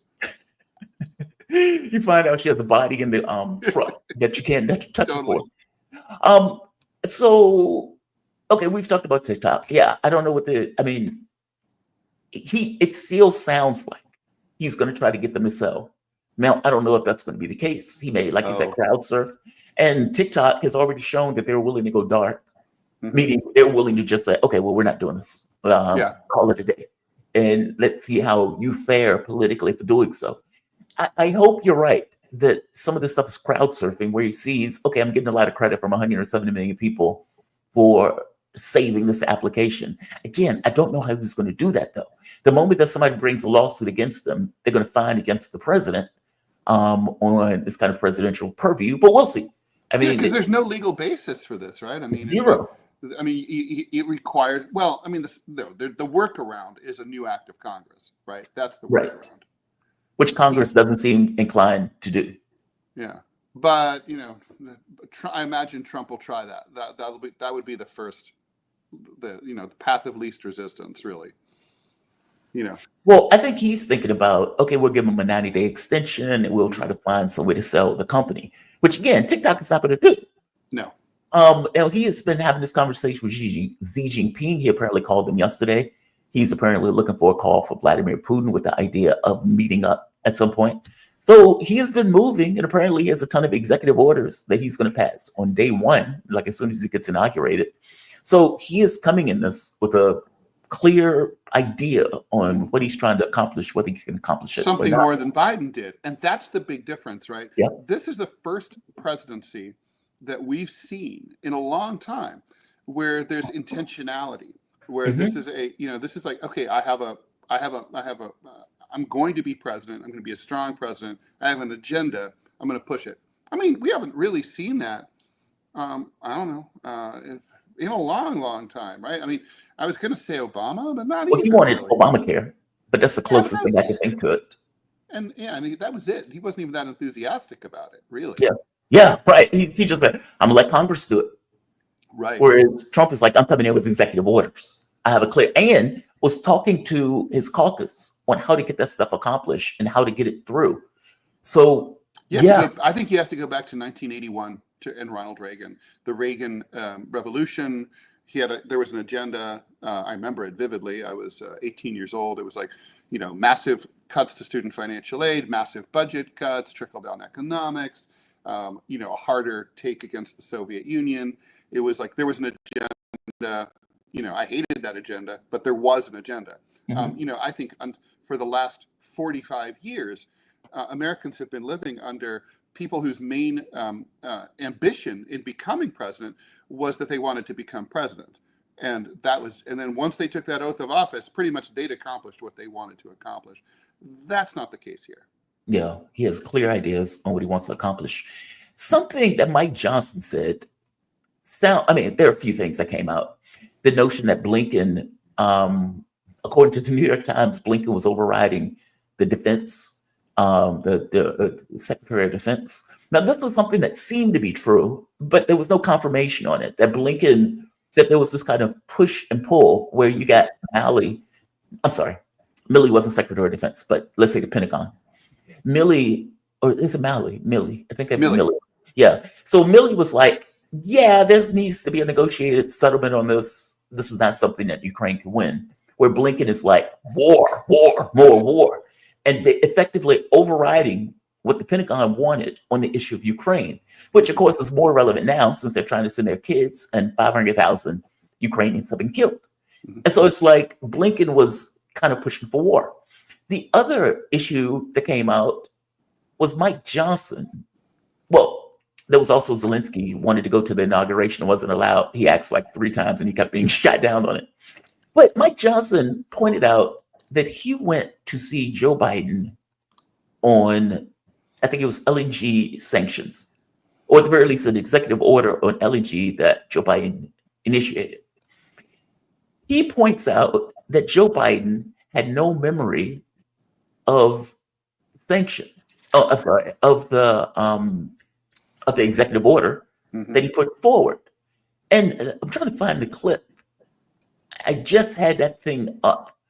But give me your take on that, if that's true. And I did point out, it's I believe it. true. So right here. So he points out that Joe Biden was out of his mind, that Joe Biden literally could not remember signing an executive order on the issue of LNG. President Yes, I'm going you to did. It was an go executive order. further into this because Well, I mean, BBC. it's public now because the Wall Street Journal got it and put it on the front page. But January a year ago, almost exactly a year ago, I had been asked. I became speaker in October 2023, and there were all sorts of big national security concerns and everything going on. And I started requesting a meeting with the president because, you know, I'm kind of old school. I'm a constitutional law guy. Speaker of the House should be able to talk to the president, especially in times of great national interest and calamity. But they wouldn't let me meet with him, and his staff kept giving me excuses. This went on for like 8 or 9 weeks. I'm sorry, Mr. Wow. Doesn't have time. What are you talking about? I'm second in line of the presidency. He has time. I need to talk to him. now, real quick, to be clear, this does fall in line with the reporting where they said that Joe Biden was being managed from day one, where they would change his schedule, alter his schedule, push meetings to different days when Joe Biden wasn't quite in his right mind. Let's keep going. We had, I can't say the classified parts, but we had some big national concerns at the time that I was losing sleep over. Finally, I just went to the Hill press corps and I said, the president is not being allowed to meet with the speaker. There's a problem. So they started putting pressure on him. Long story short, they finally relented. They invited me to the White House. I show up and I realize it's actually an ambush because it's not just me and the president. It's also Kamala Harris, Chuck Schumer, Hakeem, you know, the CIA director, everybody. And then so I walked in the Oval and, I know what this is. They're going to hotbox the speaker on Ukraine funding. That's what it was. This is probably third week of January. We sit down, we're in the midst of it, and the whole conversation, and I'm going, we don't need to have this conversation. The president reaches over just like this. We're sitting right next to the fireplace in the Oval, and he grabs my arm and he says, Speaker and I just need a couple minutes together. Would y'all just leave us alone? And I looked up on the faces of some of the staff standing around the wall, and they're like, oh, no, he did it. So he called it. He's the commander in chief. So everybody leaves, and he and I are standing awkwardly in the middle of the Oval Office, right over the rug by that coffee table. And I said, Mr. President, thanks for the moments. This is very important. I got some big national security things I need to talk to you about that I've heard, and I think you know, and what do we do? But first, real quickly, Mr. President, can I ask you a question? I cannot answer this from my constituents in Louisiana. Sir, why did you pause LNG exports to Europe? Like, I don't understand, liquefied natural gas is in great demand by our allies. Why would you do that? Because you understand, we just talked about Ukraine. You understand you're fueling Vladimir Putin's war machine because they got to get their gas from him, And he looks at me stunned with this, and he said, I didn't do that. And I said, Mr. President, yes, you did. It was an executive order, 3 weeks ago. And he goes, no, I didn't do that. And he's arguing with me. I said, Mr. President, respectfully, could I go out here and ask your secretary to print it out? We'll read it together. You definitely did that. And he goes, oh, you talk about natural gas. Yes, sir. He said, no, you misunderstand. He said, what I did is I signed this thing we're gonna conduct a study on the effects of LNG. I said, no, you're not, sir. You paused it. I know. I have the export terminals in my state. I talked to those people. Joe Biden did not remember signing the document for that quote unquote pause of that executive order on the LNG exports. And Mike Johnson says he walks out that meeting terrified for the country, believing that there is nobody running the country. That is astonishing. That is fall out your chair astonishing. And it falls in line with the reporting that Joe Biden and his staff was effectively trying to manage Joe Biden. And so when he points out that all of those people in the rooms, their eyes got big, like, oh my God, he's going to talk to him by himself. But again, it falls in line with what the staff was saying. Give me your take on that. That is appalling if that's true. Well, especially the part, and I think it's preceded by that opening part where Speaker Johnson says that he was given the brush off for 8 to 9 weeks. I mean, when the Speaker of House of Representatives wants to talk to the President of the United States, he should at least be able to pick up the phone and talk to him the same day. And probably an in-person meeting should not be out of the question, at least within, say, 48 hours. That is, it's crazy that he talked about that. Obviously, they were expecting to not be able to not leave the two of them alone, right? Mm-hmm. And if they had known that, I guess they would have briefed Biden on what he had signed. Clearly, what they've been doing is they've been shoving papers in front of Biden. They're like, sign this, sign this, sign this, sign this, and then you can go off and have your nap. That's been what they're doing. I mean, they've been pumping up a stuffed corpse, basically, as president for 4 years. And I got to tell you, what I'm afraid of is that this administration and the Republicans coming in that who control the House are not going to conduct a full investigation, which we need. We need a Warren Commission or 9/11 Commission type investigation with sweeping, broad investigatorial powers that's going to be able to get to the bottom of what, what did the president know and when did he know it, or did he know anything for the last 4 years? I'm worried they're not going to do it for a simple self-serving reason, that they may find themselves in the same position in 1 or 2 or 3 years, and they don't want to establish the precedent that that's a problem. I hope I'm wrong. I don't think I am, though. I think this is going to be swept under the rug. I think it would be, if Donald Trump were 42, we'd be seeing that investigation. And it's, the American people deserve to know exactly how they did this, and the people who were behind it should face charges of some sort. I mean, it's some kind of treason. I mean, it is. To tell people like, this is the president, but he's not making any decisions, or not making all the decisions. Let's say that. So, yeah, I mean, they would have, if they'd known he was going to be one-on-one with Johnson, they would have told him, oh, sorry, you signed the LNG thing. That they didn't expect him to be alone with Johnson after 9 weeks. I mean, that's terrifying. Yeah, just shocking. I saw that, like the notion that the president is out of his mind, or he can't even remember what he signed. Like that just shouldn't happen. That's not LBJ. When you read Caro on LBJ famously could like buttonhole a senator and by heart say like, on SB 74.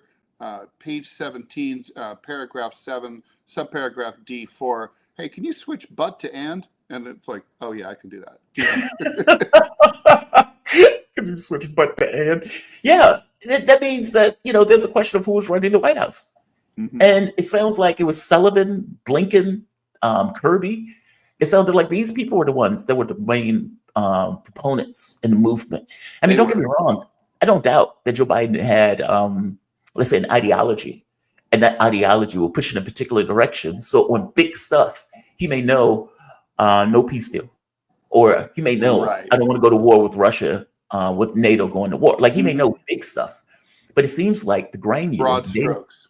Yeah, very broad strokes. It seems like the day-to-day functioning was purely under the auspices of other people, and God, man, that's a horrible look. That is a horrible, horrible look. Do you think, like, that there has been any level of soul searching in the Democratic Party on this stuff? And the reason I ask this, and I know when I ask the question, I ask it with a certain smirk. When I ask this question, I'm going to play this, and then I want to get your take on it to follow up with that particular question. Listen to what this guy says here, because I hear this and I think to myself, they are fundamentally missing the point. They don't. There are a lot of good billionaires out there that have been with Democrats who share our values, and we will take their money, but we're not taking money from those bad billionaires. Ted, they're not taking money from the bad billionaires. He totally nailed it. He finally figured it out. It's the good billionaires, the bad billionaires. Elon Musk of the world are apparently the bad billionaires, but we, the Democratic Party, are going to associate with the good billionaires. Talk about missing the point. I hear that and I think to myself, you guys are fundamentally, you don't get it. What people want is like, for example, Kamala Harris. One of the reporting came out that like 20 million people didn't show up for Harris because of Gaza, because of the war. A position that the Democratic Party took, whereas Donald Trump took the opposite position, saying, I'm going to end the war, getting the Muslim community to come out, not just vote for him, but got on stage in order to advocate for him. Whereas the Democratic Party and Kamala Harris was like, we're not going to change policy. I'm going to stick with what we've been doing. And no, I wouldn't have done anything different with the Biden administration. I don't get the sense that Trump would allow himself to be humiliated in the way that Joe Biden was humiliated by Netanyahu. And on something like this, where you get the large share of Democrats saying we want money out of politics because it's not to our better benefit, and it's not. Meaning, this argument that Chuck Schumer was making, that for every progressive that we lose, we'll gain a moderate Republican. Okay, well, that didn't happen. And you're getting the overwhelming majority of the public hating you, believing that your party is massively out of sorts. And so, like, the Democratic Party philosophically is a workers' party. And yet, you have a party that is catering to the 1%. So a party that is supposed to be, let's say, lean towards the working class, they are getting money from the owner class, which on some level is going to control the politics and be, by definition, at the very least, not necessarily the most beneficial to the working class. They miss the point. They miss the boat philosophically. Give me a take on this. Do you see any movement, any level of recognition, of cognizance that something fundamentally needs to change in leadership, not in just the population? No. I've been watching with great interest all of, for postmortems in all the usual places like Politico, The Hill, Washington Post, New York Times editorial pages, and they're nowhere to be found. In fact, just over the weekend there was some piece in the New York Times, I forget who authored it, who basically saying that maybe the Democratic Party should stop trying to get the middle class and double down on coastal elites. I'm like, well, you better study that electoral college map a little more carefully. But I mean, what I'm hearing over and over again from Democrats and, and I mean mainly the leadership cast and the analyst cast of the Democrats who decide these things, is that this was a messaging problem. That Kamala lost not because the message was bad, the ideology was bad or unpopular, or that the image of the party was bad or unpopular, but because basically the voters didn't get it. Like they didn't, it was kind of like, no, like, honey, I'm an awesome husband. I'm so great. All those nights that I work late, no, I really am just working late for us and the kids and to get that overtime. It's not because my secretary is super hot and there's a motel down the street at all. So it's like, it's the messaging, and they really think that. They really think we need better propaganda. And I mean, look, propaganda is super important. You do need, and it's true that if you have good policies, it's going to be hard you still have to message them. That's true. But I don't think that's what happened here. I think they're just wrong. I think the propaganda was actually pretty effective. I think they did the best they could with what they had. They had a presidency that really only had one major accomplishment, which was an infrastructure bill that didn't have any results yet because it's going to take 10 years for that money to turn into roads and bridges. And that's it. So they had that. They had the old president. They had the old president who dropped out because, we've been lying to you for 4 years about his mental health. We've got Kamala Harris, the mean girl prosecutor who likes to send, people of color to death row, and then knows it and doesn't do anything about it. They had problems. They really did. And the voters were pissed off about inflation and the border. They just were.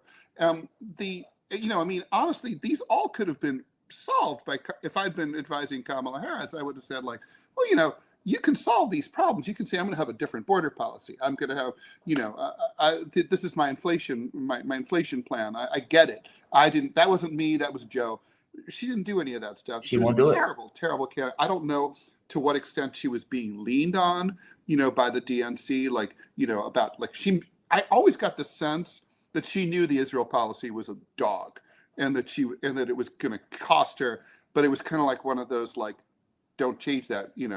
She was being told, but I'm making that up. I don't know. I'm speculating, but it's, she said she still worked for Joe Biden and she didn't want to pull herself away from her principle.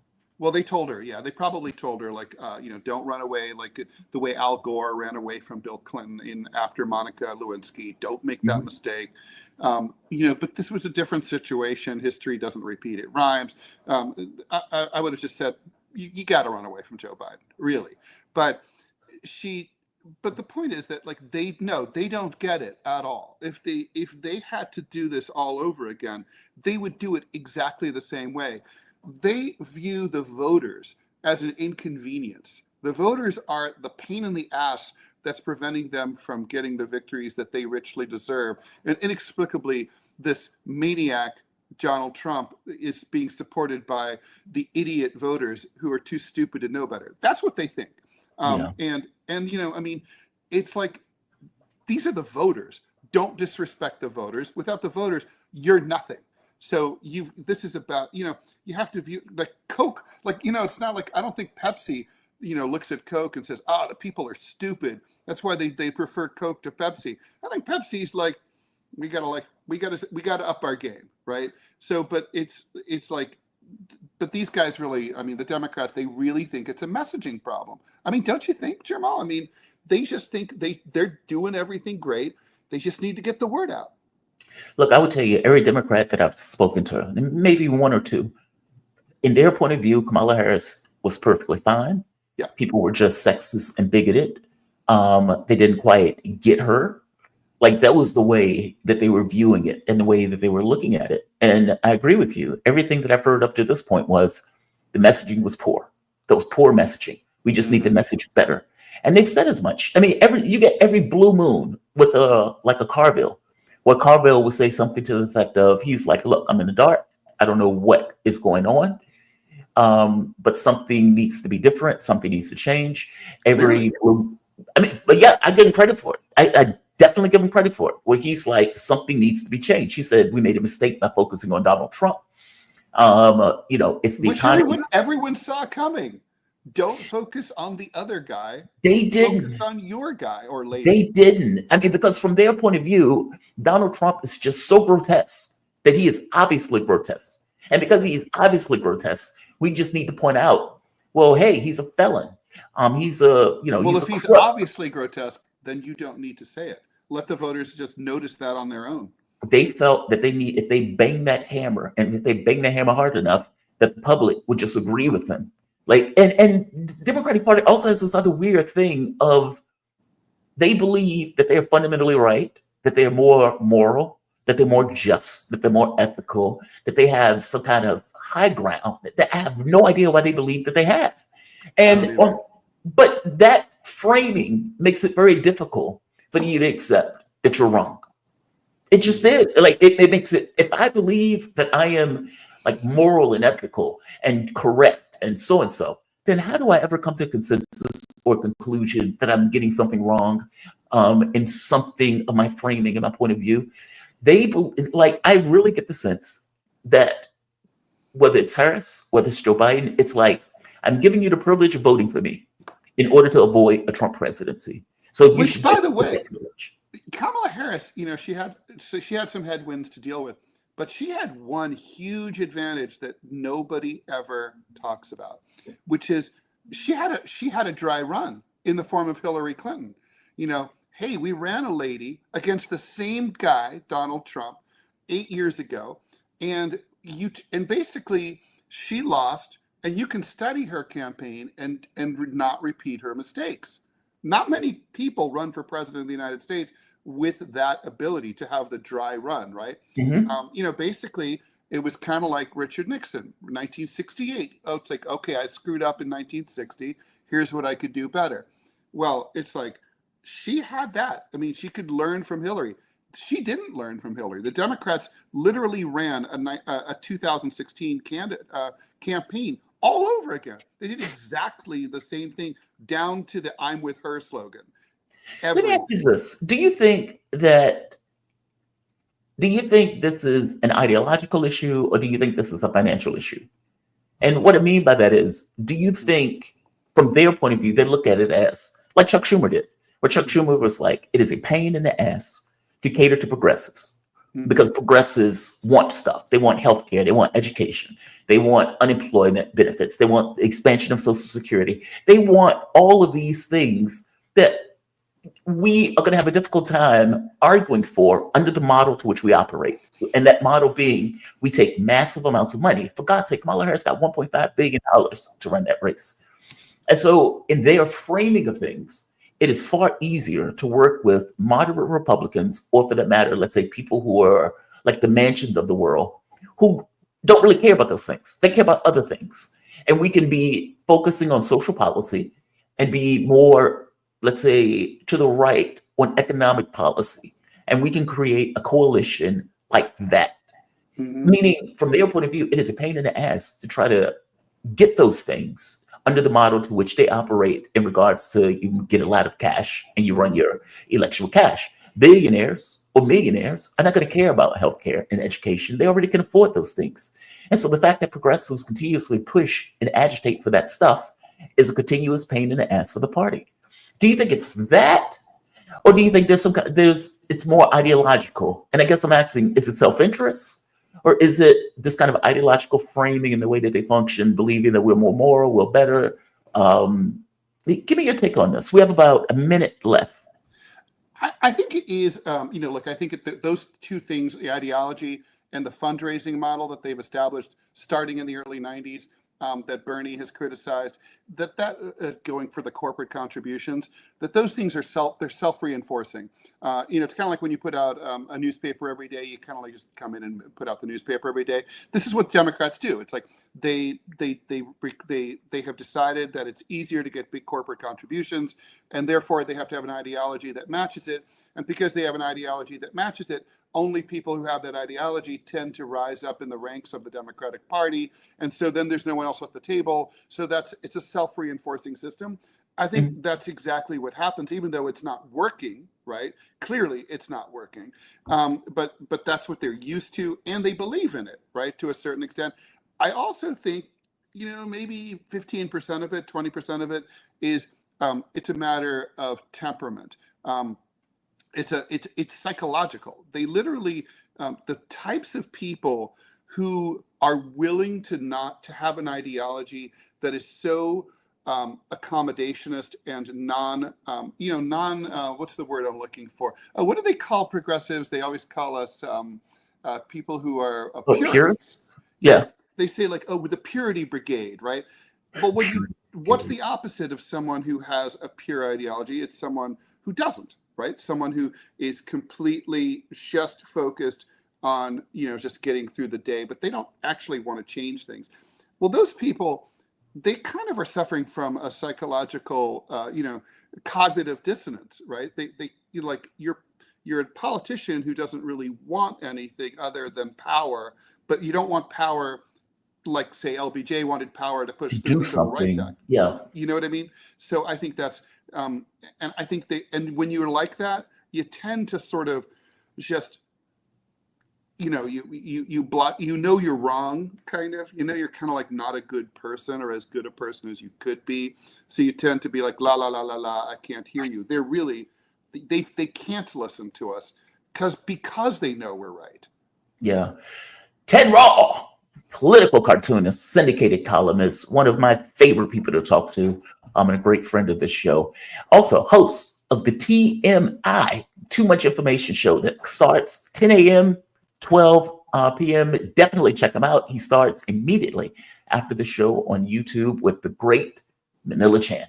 Thank you, Ted. Thank you for this, man. Thank you, Jamal. So fun. Take care. Be safe, man. Have a good show. All right. I would like to go to my next guest. He is new guest to this channel, the one, Todd Curtis. Todd Curtis, let me get that. There we are. Todd Curtis has spent most of his career in aviation, focusing on aviation safety. After earning an electrical engineering degree at Princeton University and the University of Texas, he served as the U.S. Air Force as a flight test engineer. After earning his master's degree in policy and management from MIT, he was a safety engineer at Boeing, where he supported accidental investigations as well as conducted safety analysis during the development of the 777. While at Boeing, he also created aviation safety website airsafe.com and wrote the book, quote, Understanding Aviation Safety Data, unquote, which described both his approach to analyzing aviation risk and evaluating accidents and incident trends. Since leaving Boeing, he has become a risk consultant, focusing on systematically using data to understand and reduce aviation incidents. He is also one of the contributors to Flight Safety Detective podcast, which evaluates accidents, incidents, and risk from all areas of aviation. Welcome to the show, Todd. Thank you for joining me, man. How are you doing this morning? I'm doing just fine. Thanks for having me. I wanted to read all that because I wanted to give you a pedigree and how much, how thorough that pedigree is, including working at MIT, meaning you know your stuff. You've been doing this for very long, and you have a detailed history and career in involving aviation safety. The reason I brought you on, you sent me an email effectively asking me to come on the show about UAPs and UFOs. It has been heavy in the news. There's been all of this talk about drones recently. And we've even seen situations where there were aviation that wasn't allowed to take off because of drones that were in the air. Right here in Maryland, I believe, and right here in, I believe it was Maryland, New Jersey, and maybe even New York. That's Not correct. Maryland. It was New York. It was New York and New Jersey, where the flight wasn't able to take off because the UAPs were in the air. And so this has been pretty prolific. I've never seen anything like this. And yet they still fly. They're still up there. Even with the US saying, you know, it's illegal in these various states for them to fly it, it's already illegal for them to fly it in regards to airplane zones. But you get also people like Ryan Graves, who was testifying before Congress that they were seeing these things in the air and that these things were a threat to airplane safety because we have no handle on them. And in many respects, they're saying they don't know what they are. Give me your just basic take on this as we step into this particular subject matter. I've never seen anything like this, where there's something flying in our skies and we don't know what they are. And they have this tendency, or at the very least, potential. There's been some planes that have talked about nearly hitting some of these things. We don't know what in our skies. Give me your thoughts on this. Well, first, once again, thank you for having me on the show. It's always a pleasure to introduce myself to a new audience. And first, I'd like to talk about some definitions. UAP is a term that's common right now for unidentified anomalous phenomena. And to make a long story short, UAPs are what they used to call UFOs, but UAP also includes a whole lot of other things, including unusual weather phenomena. I'm talking specifically about things that deal with things that are flying, that may or may not be objects, and definitely don't seem to belong there, and are behaving in ways that are either bizarre, extraordinary, or otherwise perplexing. And what you've seen around New York and New Jersey has actually happened periodically for decades. Yeah. And what we have now versus even 20 years ago is we have the internet. And something happens, doesn't matter where it is. It could be around the world instantly.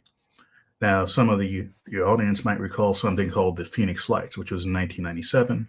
Yes. A large object not allegedly, flew over the Phoenix area as well as other parts of Nevada and Arizona. And there were a few videos out there. But imagine, if you will, if that same event happened today, you would have literally tens of thousands of cell phones, security cams, baby monitors, you name it, that would be either taking audio or video of this. And instead of just having a handful of pieces of evidence, you'd have thousands of pieces of evidence. That kind of what happened in New York and New Jersey. Now, be honest, I saw some of the videos that purported to show UAP. Some of them were clearly misidentified as regular airplanes. You zoom it in with your phone, it looks fuzzy and everything. That said, there was still a small percentage of these which were truly bizarre. And the government response was disappointing, to say the least. If you look at some of the folks who were getting in front of the camera saying, well, we don't think this is a danger and yada, yada. Some of them looked like they were ashamed to be there. Some of them were struggling to say as little truth as possible because, honestly, in my opinion, this is something that they could not figure out. Go back in time just a year. Langley Air Force Base in Virginia, the major protection base for the Washington, D.C. area. They have F-22s there. Anything that's flying on the East Coast, up and down the East Coast, they might dispatch that jet at a moment's notice to go check it out. They had dozens of something flying over Langley for days on end. And I believe either early 2024, late 2023. And the military couldn't figure out what was going on. They didn't shoot them down, which is another story entirely. And they could not identify them. And the theories were, well, maybe it's Chinese with a ship offshore. Let's be honest. The U.S. has eyes in the sky, eyes under the water, etc. If anybody had a ship offshore doing something they shouldn't have been doing, including drug runners, they'd know about it. They might not shoot them out of the sky or sink the drug boat, but they know what's out there. So for them to publicly say, we're not sure what it was, they were probably right on a certain level. They weren't sure, and they couldn't even pinpoint who or what was flying this. Now, Wow, that's so bizarre. and the bizarreness doesn't stop there, in that, again, we've all seen the movies, Close Encounter of the Third Kind, etc. We've grown up on flying saucer movies. So one of the reasons that UAP was a term that was put out there was that there's a lot of cultural baggage with calling these unidentified, but there's less cultural baggage with coming up with a new definition. Now, I've been following government for decades because aviation is very much a part of government. That is, it is so wedded to regulatory realities and trying to keep the rules not just steady within the United States, but rules that can be followed around the world. So there's very, very specific ways that airplanes are supposed to operate, that accidents are supposed to be reported, etc. These things don't pay attention to those rules. They might be blatantly violating regulations, which is a hazard to air traffic, and they perform in ways that don't make any sense. But let's get back to why UAP? Well, there's a whole lot of reasons for it. One of them being the military has seen things in the sky for a long time.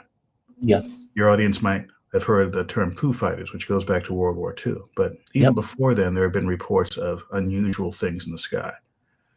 The thing that attracted me to the subject, again, I'm very much in aviation safety. I analyze accidents and incidents. I've looked at thousands of reports over the years. Never saw one of them that clearly had, UFO written all over it. That said, having been within the industry, if I had been back in the Air Force or back at Boeing and we had something happen where there was a UAP/UFO involved, we might have shared the factual aspects of, yes, there was an unknown vehicle that flew into the range and did something. There's no way we would have put down the phrase UFO anywhere in the report because there was a cultural bias against talking about that. Mm-hmm. Even if everybody in the unit saw something, you're not going to put it down on paper because that just simply was not done. Slowly changing, but that was the reality then. I've taken a different approach since 2006. That was a time there was something called the Chicago O'Hare event, where something, no one knows what, floated over gate C-17 of the concourse there at the United Concourse there, seen by many people on the ground, including numerous aviation people, reported widely by the media, and seen by dozens and dozens of people. And whatever it was, hung around for a little bit, went up into the clouds. I didn't know who was flying that, what was flying it, or why they were flying it. What interested me was the government response. It was crickets. Yeah. 5 years after 9/11, there was no outcry. There was nobody saying, hey, we had a security breach. There was no TSA or FAA or FBI saying, we're investigating this. There was nothing. As an aviation safety professional, I thought, this is nuts. Let me look into this a little bit more. And so slowly, I started methodically looking at, let's take the junk and put it over here. Mm-hmm. What are we looking at here? What evidence do we had that something weird happened? We had a bunch of eyewitnesses, many of whom were credible. There were pilots who saw it. There were ground personnel, people who've been around airplanes most of their adult lives in many cases. If you work around O'Hare, you've seen every manner of civilian and military airplane fly through there one time or another, helicopters, etc. Something that doesn't fit the pattern would really jump out at people's eyes. And it was something I looked at from a technical perspective for a long time. I was sort of like not too many people in my field doing this because at the time I was a consultant. I can go ahead and do this on my own. I didn't have to worry about somebody firing me from my job or saying, hey, I don't want to work with you. It's like, look, I was the boss. I can do whatever I want. Right. That's a good thing, right? That's a good thing. In aviation, you always have to have a plan B. I grew up in the 70s when moon landing was happening. And I was a teenager when you had massive layoffs in the aviation business after the Apollo program and after Vietnam. Yeah. And I heard stories of PhDs driving taxis and everything else. I wanted to go into aviation. I thought, all right, I'm going to do aviation, but I'll hedge my bets. So when I was an undergraduate, instead of getting an aerospace engineering degree, I thought, you know what? This electrical engineering, computer science thing looks kind of interesting. Let me do that instead. Yeah. So I had a different perspective than a lot of the folks coming into aviation. And also, since there's always a plan B, there was always a plan in mind of if the job played out, I have to be able to do other things. So those skills that I built up allowed me to parallel do my aviation safety thing, do my UAP thing. But I'm talking too much. Let me get a question from you. No, you're perfectly fine. I am curious about something. I'm glad that you were able to go through to give the audience kind of your take, like how you view this stuff. I'm also glad that you were willing to kind of have an open mind about this. Like, obviously, there's something in our skies. It's been something in our skies going back for like 80 years. The military has been lying about it. And the UAP thing that recently just happened is a really good example of, I guess, an encapsulation of what's been taking place over the 80 years. Like, for all intents and purposes, in New Jersey, New York, parts of Britain, other parts of the United States, we've had drones all over the place. People were reporting drones that have been loitering for like 8 hours, where they would come up from, like 10 o'clock at night, or let's say 7 o'clock, and be there until morning. And, for all intents and purposes, there's nothing that we have, at the very least, that are separate from military drones that can do that. Other people were reporting things that were the size of trucks or cars. Other people were reporting, and let's be very clear, some of these things are going to be regular drones. But other parts of these things in the reporting are very anomalous. Some of it seemed like they were military drones, especially some of the pictures. It seems like these were much larger, like something you'd see on a battlefield. Other ones seemed to be these kind of ball-shaped plasma, kind of indicative of Foo Fighters that was taking place in the Second World War. And so there seemed to be multiple things that were taking place. One of the most interesting reports was that it was loitering over military bases. Now, what got me involved in this, in regards to the most recent spec, I was a UFO correspondent for my network. I followed UFOs for the last 10, 15 years. This has been a subject I've been greatly interested in. What got me involved in this, initially I was like, okay, well, these are just drones. What's the issue? And then governments started making their statements. So Kirby will come out and say something like, well, there haven't been any in the military bases. Nothing has been taking place in regards to public safety.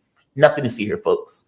And then it's like, well, wait a minute. These things have invaded like 3 different military bases over the course of the last week, where even to the point where they were shutting down flights or shutting down the airspace because of drones. And all things being equal, from my understanding, the people that I've had on to talk about it say that drones under normal circumstances, A, don't fly at night, and B, have this kind of, I guess, transponder, or there's something built into the drone that don't allow it to go into military spaces. And so right off the bat, the US government is saying something that A, is demonstratively not true. And B, when they're saying drones, some of these people are pointing out these things were bigger than drones in some cases. And these are not following the flight parameters and patterns of a typical drone.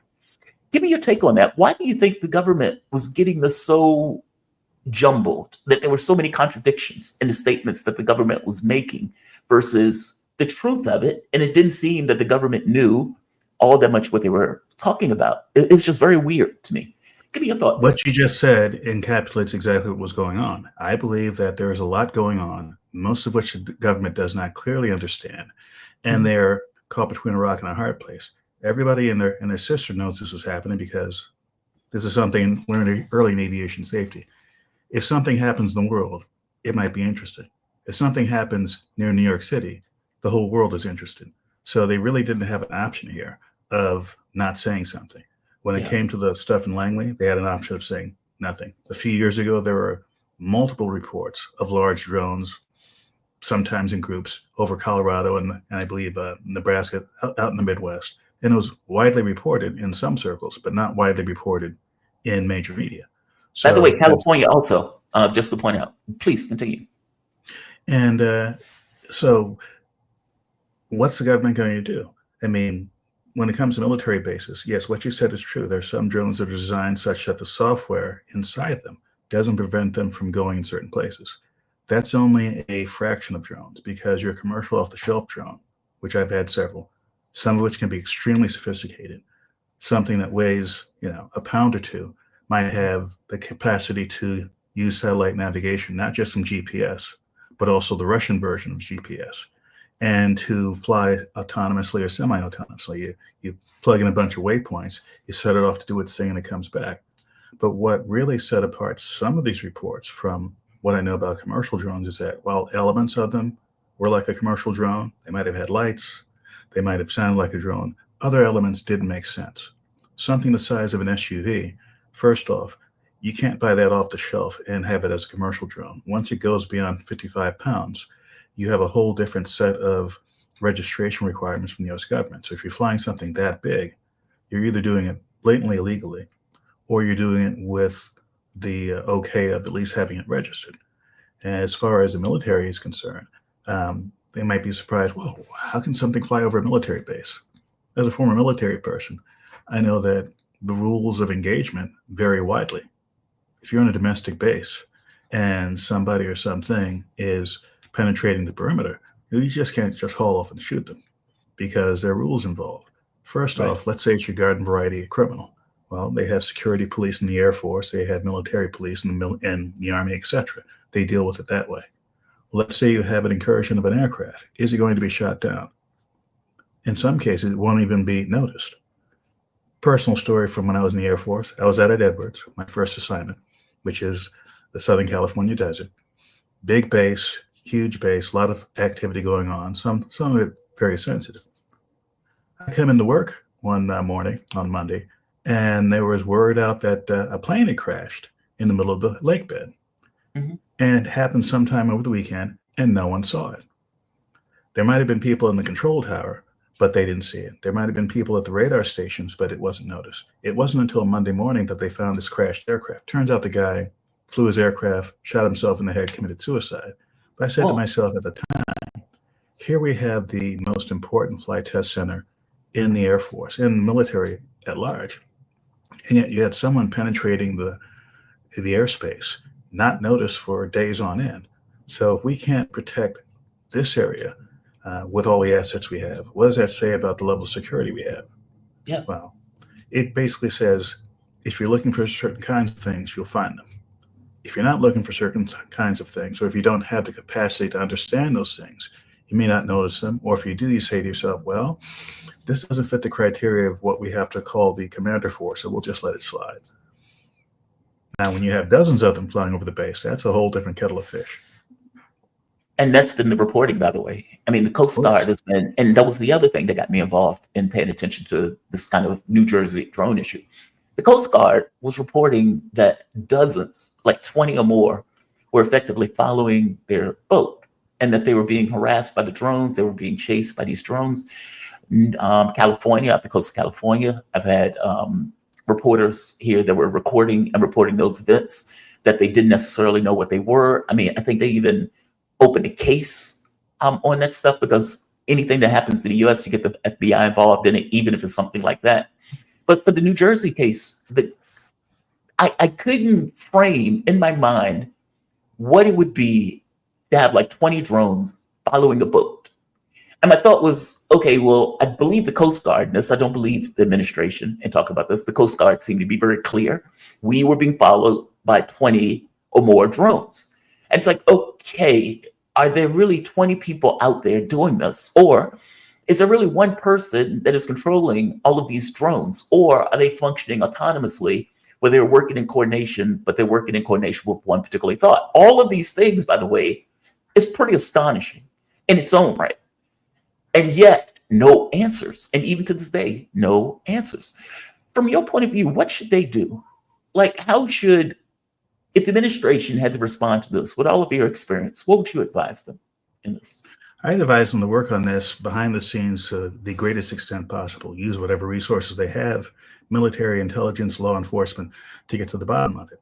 Now, as far as what they tell the public, they, again, caught between a rock and a hard place. They have a responsibility to secure the nation, its air, sea borders, etc. But they also have a responsibility not to reveal sources and methods, not to overly panic the public, and basically to get the situation under control.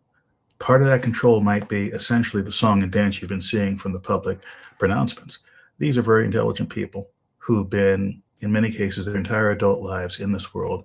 They know what's going on. They know a whole lot more than what they're telling the public. Oh, They're but not therein necessarily lies the trained rub. in how Real quick, I'm to. sorry to interrupt you, but therein lies the rub. Like, part of the UFO community, the belief is that the federal government does not have control over this stuff and that they don't exactly know what this is. They may know that this is not us, but they don't necessarily know, like they don't have a full, let's say, accounting and understanding of it, or for that matter, control of their airwaves. Like, how do you deal with the public if indeed you know it's not us? You know it's not Russia and China, meaning you know it's not a foreign adversary, and you know it's not us. And yet you have no ability to control what you guys are dealing with. For example, I'll give you an example. The Nimitz. You had a ship. I don't remember which coast it was on, but a ship. This ship gets a radar signal. Something is coming out the water. You get Fraser and Dietrich flying over to the area in order to view what it is because of the radar signal. They see something that they describe as this kind of tic-tac type thing that is having these kind of very weird flight characteristics where you couldn't necessarily identify how it was flying, but it was flying.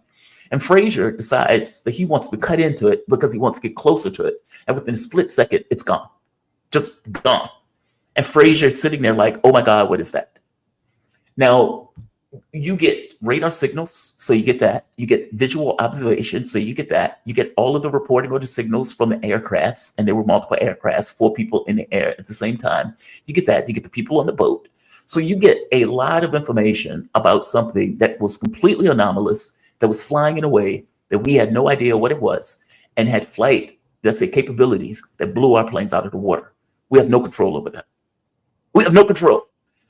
And if we have no control over this stuff, and I mean like maybe 1%, because that's all you really need. If we have no control, how do you explain this? Do you just come out to the public and say, look, there are things in our air that we don't know what they are? Or how do you square that circle? Well, this is taking it a little bit broader. How do you understand anything that's unknown? Well, we have various organizations like NASA that study the sky. We have various universities that work in concert with government and have for decades to understand nuclear physics, medicine, any technological area you can think of. But this is one of those areas where that's not the case. There might be a lot of information inside the vaults of government, but it's not something they readily share with the outside world. You're not going to have conferences where they're going to have government officials, military officials, academic officials sort of roaming around at a conference, having presentations, trading ideas, which is how knowledge gets spread around this sort of thing. And the academic research world is one that's very, very heavily wedded, not necessarily to government, but to money. You can have the smartest people in the world, name your university, working on problems, but they're not going to work on problems unless they have funding.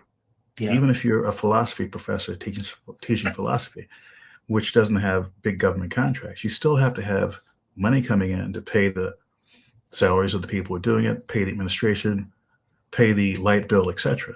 If you don't have the money, you don't have that education going on in those institutions. You don't have the interchange of ideas to move that knowledge forward.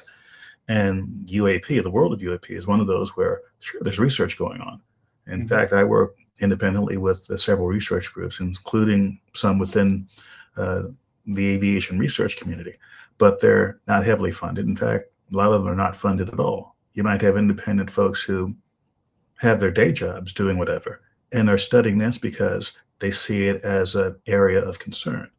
That happens in my world in aviation safety all the time.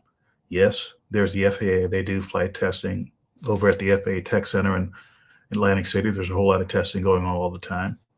Takes a lot of money. But there might be 1,000 risks out there. How does a risk bubble up from being kind of known but no money being thrown at it to one where there's significant money being thrown at it? It takes time. And it might take a radical event to happen before people pay attention to it. Now, one of the areas I used to work in and still have contacts there is the bird strike community, in that birds have been hitting airplanes since airplanes started flying. That's nothing new. But birds as a safety issue that can take out a jet airliner, that was kind of known, but how much work was being done on it? Well, folks inside the community, myself included, understood the risk. We understood how birds operate to the extent that, hey, there are certain characteristics of how they fly, which could impact the airplane, literally and figuratively, and take it out of the sky. Should we push to have regulatory change so that there's either training or technology or bird suppression programs in place to make this happen? And that was like a generational thing. That is, we knew the risk, the government knew the risk, the people flying knew the risk. But what does it take to move the needle? Well, it's a slow process and usually takes a lot of give and take between the folks with the money, the airlines, the government, the airport operators, and the folks who are facing the risk, those people who are flying in the airplanes. And sometimes you have a dramatic event that happens that pushes that along. For example, the Miracle on the Hudson, when Sully landed and his crew Yes. landed in the Hudson River, that was actually a bird strike event. Yeah. And in fact, this was 2009. And years before, right after I started my website in 1996. In about 1999, I was working with the bird strike community. I said, hey, folks, we should put together a website, which again, at the time, it was uncommon for small organizations, especially unfunded ones, to have their own internet presence because this was shortly after the World Wide Web became a thing. I don't know if you remember this, but in the days of America Online, the internet was what they called a walled garden. That is, the stuff that AOL had within their own space, you could circulate around that. But going outside to other websites, that was like almost impossible. This is just a few years after that. I said, hey, it doesn't have to be fancy. We can answer the 10 basic questions. We can put links to research. We can talk about what are the risks, et cetera, et cetera. Because here's what I think will happen. One of these days, we'll have the mother of all bird strikes, and everybody from all over the world will try to figure out on the internet, what's this bird strike thing about? I want them to come to us, not to some clown out there who's talking nonsense about birds. We want to have a concentrated piece of information so that when that day happens, we'll get the call. Fast forward, 2009, I happened to be giving a presentation at a tech company about using the internet for marketing. And in the middle of it, my phone starts blowing up. Now, I was running my business at that time, and because of the time zone I live in, the kind of work I was doing, it was like a global sort of thing. So it's like, hey, I'm communicating primarily by email because I don't have to be awake 24/7. So I rarely got phone calls. So my phone starts blowing up, and I joke to the people, it's like, hey, I only get phone calls like this when the plane crashes, but I didn't hear anything on the news, so let's just keep talking. Hours later, I'm driving home. Yes, I shouldn't have been doing this. I looked at my phone, it's like dozens of messages and whatnot. It's like, I looked at CNN, it's like, oh my God, it was a bird strike. And the website worked exactly like we wanted. We got a whole lot of traffic, a whole lot of attention. Some of the people in our field got to go on TV and talk about it. So that was the goal. To move the needle, we have useful information. It sits there until someone stumbles across it, or we tell them, hey, go over here and check this out. And slowly we increase the level of understanding of that risk. Fast forward to UAP, a different kind of problem exists. The zone has been flooded with garbage. Yes. Go online, you see all kinds of stuff. So how do you break through all that garbage? I look at this as a long-term marketing effort. We have 50, 60 years of popular culture to deal with. The US government, to their credit, actually helped by saying, you know what, we're going to officially recognize this under a new name. And in fact, two things your audience probably knows. 2017, when the New York Times had their big article about what was going on, Yes. that was a huge game changer. One of the three authors, Leslie Keene, I'd actually interviewed 4 years before on my podcast. Oh, did you? Because I did. 2010, she had a book where she basically put together reports from government agencies, militaries from around the world, even had some of those who were involved in either witnessing the event or studying the event contribute to her book. So this was hardcore information from folks who had decades of experience in their fields, who had reputations to uphold. And she was a serious journalist who was not a UFO journalist. She was like a traditional journalist doing all sorts of stories. And she put this into a book. I thought, this is something I can sink my teeth into. After I read the book, I reached out to her and eventually got her to have an interview. And it's still out there on the internet from 2013. Lovely interview. And some of the same themes I talk about today, I talked about then. So when I saw her name in 2017, I started paying really close attention.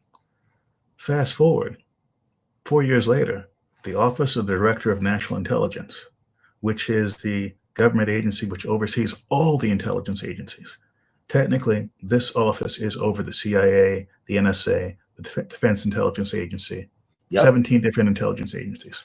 They had a report that basically said UAP were both a potential safety of flight issue and a potential national security issue. They said it in plain English. That was the first time I'd seen a serious high-level government organization say specifically that UFO/UAP were an aviation safety concern. So I said to myself, I've got to start pushing a little bit harder to get my aviation community on board with at least talking about this. And something as basic as, what's the definition of UAP?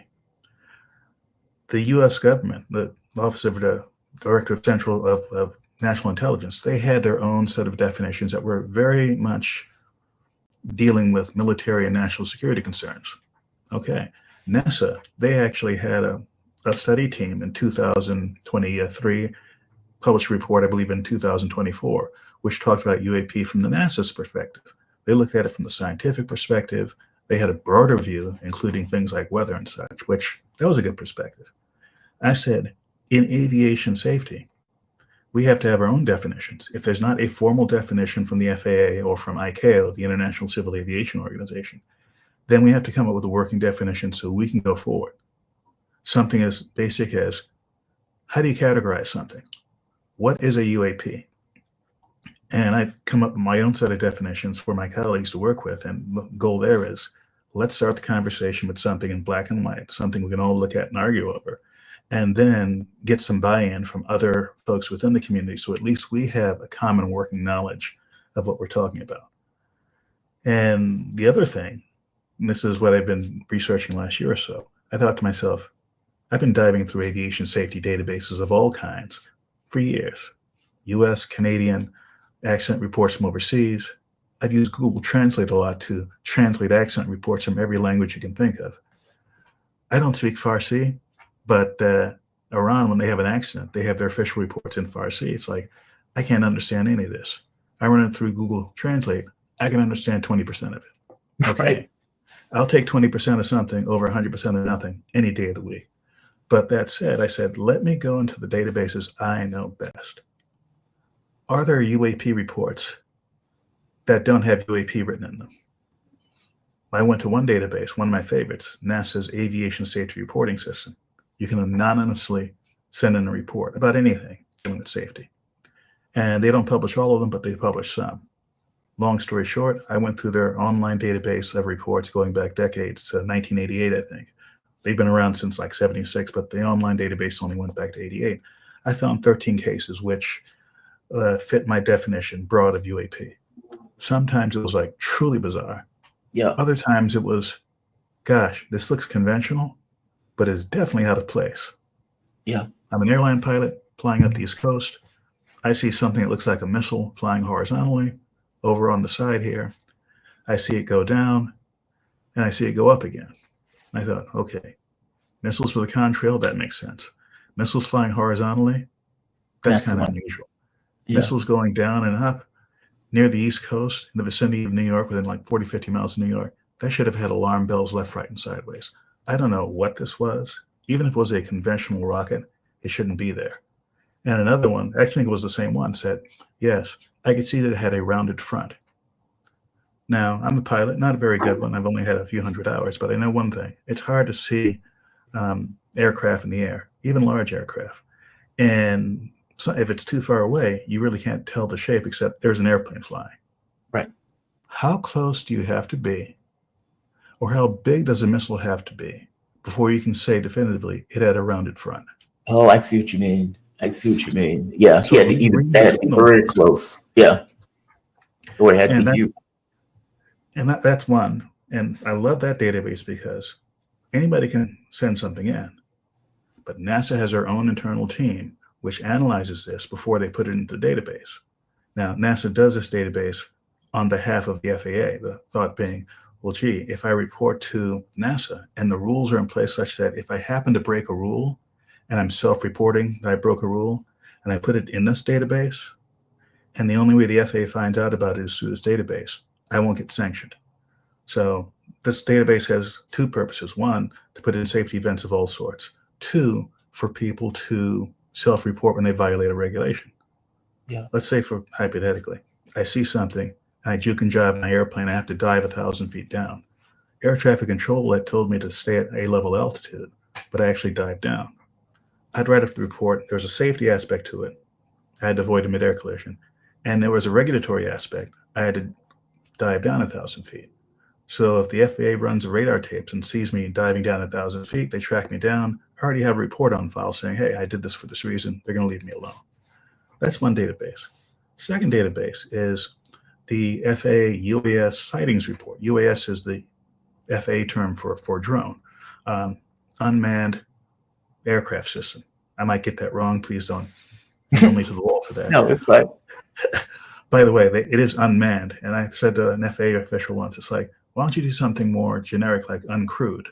Same concept, except it's not, gender specific. She basically said, look, we have to use the terms that are authorized, and until there's legislation or regulatory change, we have to use unmanned. Yeah. So that's one of the positives and the negatives of the FAA. Yes, they have rules. Yes, they have definitions. But if you need to change something or add something, it'll take some time. But I digress. This UAS sightings report has 13,000 reports that were online. You can download them in a spreadsheet right now if you want. And these are reports where it was not directly from the pilot, but the pilot reports something. The air traffic controller gets the report. They pass it through management, and it gets put into the database. So you have 2 or 3 filters here that keeps nonsense from getting in there, because you have senior people, presumably managers, who look at any report before they put it in there. I have found dozens of events that don't make sense. Some of them with enough detail that makes you really scratch your head. Mhm. Like, I'm flying in a plane 13,000 feet over Lubbock, and I see a 2-foot beach ball size something fly right over my left wing. It had green lights around it. I thought, all right, 13,000 feet at night is kind of high for any kind of drone. I get that. What about a balloon? So I whipped out my pencil and paper, got the equations for how much buoyancy would you have to be at 13,000 feet and have, some kind of payload. And I thought, let's say you had a balloon filled with hydrogen, which is dangerous, but it's like lighter than helium. So it's more buoyant than helium. How much payload could you have in something the size of a beach ball at 13,000 feet? So the balloon envelope, any equipment you have on board, any power system, any battery would have to be less than 4 ounces. That's like 4 AA batteries. And I thought, you could possibly build something that is a balloon that's the weight of 4 AA batteries that has lights on it and whatnot, but would it also be able to maneuver itself close enough to an airplane to pass by it by a few feet and miss it? Or is it just a random balloon? Well, if it's a random balloon, I don't know of many balloons that are launched that are that small, that have lights on them, that have that capacity. And if this were a random thing, either some lucky kid or some lucky inventor happened to fly a balloon that just happened to miss a plane by 2 feet, or there are gazillions of these out there, and this just happens to be randomly one that almost hit an airplane, or it's something else. So I'm not saying it was unconventional. Yeah, but I'm saying it's unusual. It's bizarre. Todd, yeah, that's completely bizarre. Wow, Todd, I'm gonna have to bring you back, man, to go through some of these stories. I'm fascinated by this, and I love your scientific take on it, because you're right. A lot of this stuff is just garbage. It's like so many people flooded the zone with information. Part of it is because of the way the government has not been the most clear, and I think a lot of people would say honest about this stuff. But I appreciate your take on this, man. Thank you for this, Todd. I got to bring you back, man, within a week or so. Well, I hope that events don't transpire where I need to come back in a day or so. That too. I mean, considering, that too. I don't want anybody to get hit. I don't want any plane to go down for anything like this. And like I said, the government has not been a straight shooter with this. Trump has said he's going to be honest and basically reveal whatever the government knows about it. So we'll see if he keeps with that. Thank you for this, man. Todd Curtis. Thank you. Todd Curtis has spent most of his career in aviation, focusing on aviation safety. After earning an electrical engineering degree in Princeton University and the University of Texas, he served for the U.S. Air Force as a flight test engineer. After earning a master's degree in policy and management from MIT, he was safety engineer at Boeing, where he supported accident investigation as well as conducted safety analysis during the development of the 777. While at Boeing, he also created the aviation safety website, airsafe.com, and wrote the book, Understanding Aviation Safety Data, which described both the approach to analyzing aviation risk and evaluating accidents and incident trends. Since leaving Boeing, he has become a risk consultant, focusing on systematically using data to understand and reduce aviation incidents. He is also one of the contributors to the Flight Safety Detectives podcast, which evaluates accidents, incidents, and risk from all areas of aviation. Todd Curtis, my man, thank you for this, man. Be safe. Have a good one, man. You too. All right. I would like to bring in my guest, the one and only KJ No. KJ No is a journalist, political analyst, writer, and teacher specializing in the geopolitics of the Asia Pacific region. KJ, I apologize for the wait. I'm really sorry. Todd got here a little bit late, and I was trying to let him finish his final thought. I apologize, KJ. Thank you for joining me, man. Not a problem. Pleasure to be with you. Oh, man, it's always a pleasure to have you. One of the things that made me think about you was Donald Trump apparently had a conversation with Xi Jinping. Now, he is supposed to be having a conversation with Putin, I guess, once he gets inaugurated. But for whatever reason, he had that conversation with Xi Jinping. And one of the things that he put out on his Truth Social after that conversation was this. He said, just spoke with Chairman Xi Jinping of China. The call was a very good one for both China and the United States. It is my expectation that we will solve many problems together, and starting immediately, we discussed balancing trade, fentanyl, TikTok, and many other subjects. President Xi and I will do everything possible to make the world more peaceful and safe. Now, again, it's one thing to say it, it's another thing to do it. But I do appreciate this take right off the bat as he gets into office. Give me your thoughts about this. Has there been a readout of this call in China by chance? Yes, there has been a Chinese readout, and the Chinese have said that they congratulated Donald Trump. They pushed for improved ties and dialogue, and that they request that the U.S. respect each other's core interests and major concerns, and to find a proper solution, and that conflict should not be an option for the two countries. So all of that is pretty much boilerplate.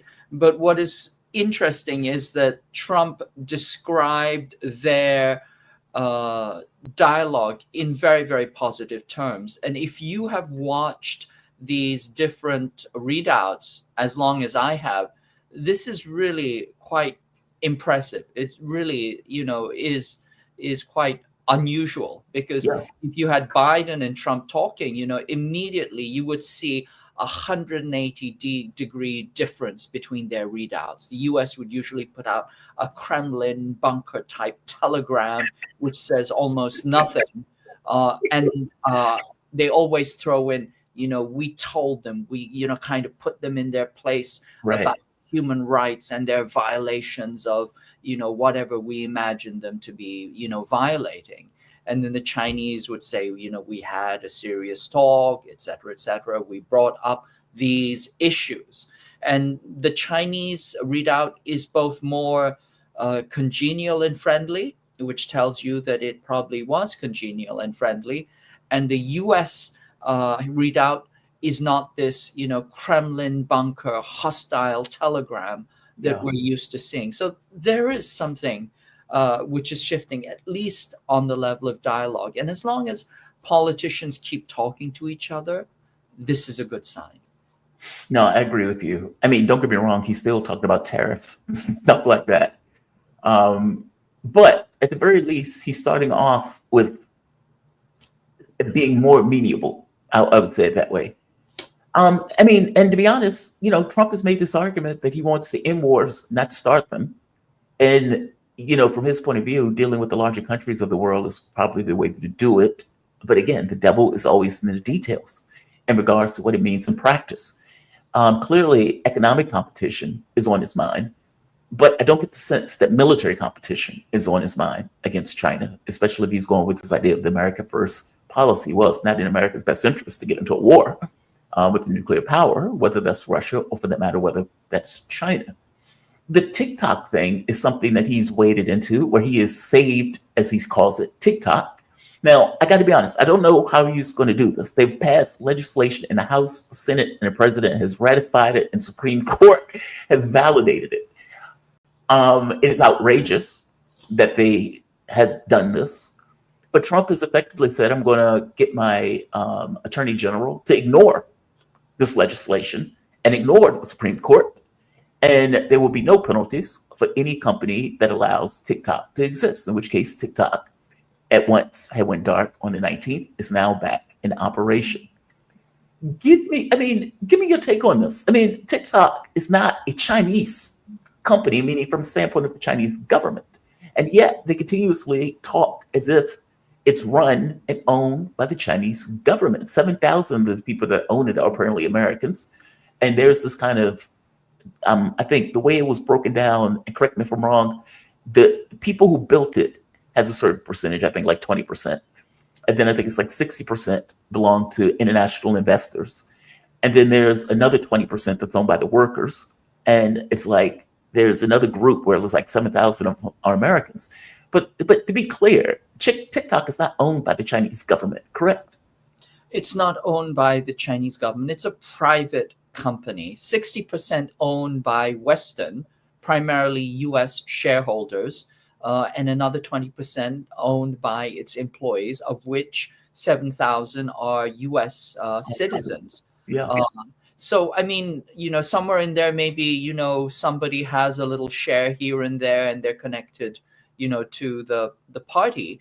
But it is overwhelmingly owned either by international investors, or it is owned by employees, or it is owned by the owners themselves. So, already this notion that it is Chinese owned is absurd. Remember, it is a Singaporean company, and it stores all of its data in Austin, Texas, on Oracle servers. They spent over $1 billion, implementing that, which means that once the data is stored on US servers, it has to comply by US data rules.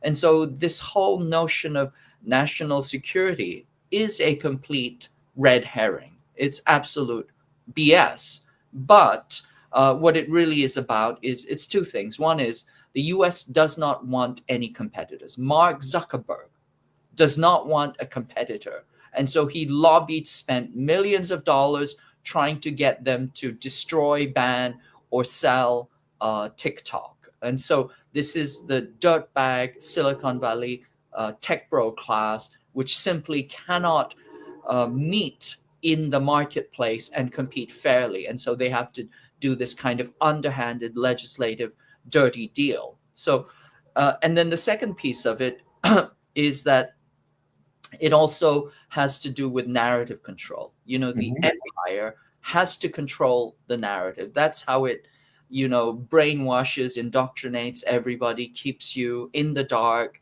and fed a constant diet of, BS, it's the mushroom theory, right? Keep them in the dark and feed them shit all the time, right? Yeah. This is, the general US, media class. This is what we're fed all the time. And TikTok was a tiny breach, not a big one, but a tiny breach in which, for example, young millennials could see the atrocities that were happening in this Israeli genocide. And that's when the ADL, Greenblatt, and, the US senators who are on the, AIPAC payroll decided they have to shut this down immediately. And shut it down they did. They shut it down in 4 days, the fastest legislation ever, bipartisan legislation ever passed. Nobody even read the thing. They just signed off on it, right? And so that shows you how quickly they can do things if they want to. But it is about narrative control. It is about preventing free speech. And of course, it runs roughshod over the 170 million TikTok users for whom it is an integral part of their life, including millions of small businesses whose entire livelihoods depend on this platform. Biden administration shut that down immediately. Now, Trump has said that he would, revive it. Apparently, it is already back up on its servers after a short shutdown on Sunday. But there's a question here because this is legislation. It has been passed, right? And the Supreme Court has, ratified it. And so for Trump to say, I am not going to enforce this legislation, I'm just going to close my eyes, and to come out and say that, we're running into some very, very kind of, this dangerous areas here. So it's problematic. It's not that easy. He can't shoot it down because it's legislation. There's no executive order that will simply overturn Supreme Court decision. And at the same time, if he says that, I'm not going to enforce it, then this is a failure of the executive. So it poses all kinds of problems. And then we have this whole thing of the TikTok users being so pissed off that they went on and they got into red note. Yes. No, it's fascinating. A president, look, I will tell you that presidents in the past have, let's say, used their purview to ignore things that they didn't necessarily want to do. Obama did that. Oh God, what did he do that? I think it was something like immigration or something like that. The president does take that purview. Now, the president can be taken to court over it, and they may take him to court over it just to embarrass him on this issue. But Joe Biden himself said he wasn't going to, let's say, follow through with doing anything about it. He was going to let Trump take it over. So we'll see. I get the sense that the fact that this happened under Joe Biden is not going to do the Democratic Party any favors with 170 million people having it under the Democratic administration, where they were basically eliminated. And with that 170 million people, a good percentage of those people, especially if they've been paying attention to the Gaza issue, know full well that it's that issue that incentivized many of the people in Congress to back what was, for all intents and purposes, the destruction or the largest display of eliminating the First Amendment that I think we've ever had in this country. 170 million Americans. Like, you're talking about people who are putting their videos out, who's doing self-expression, maybe be giving political commentary. Hell, even if they're doing cat videos are still their own self-expression of who they are.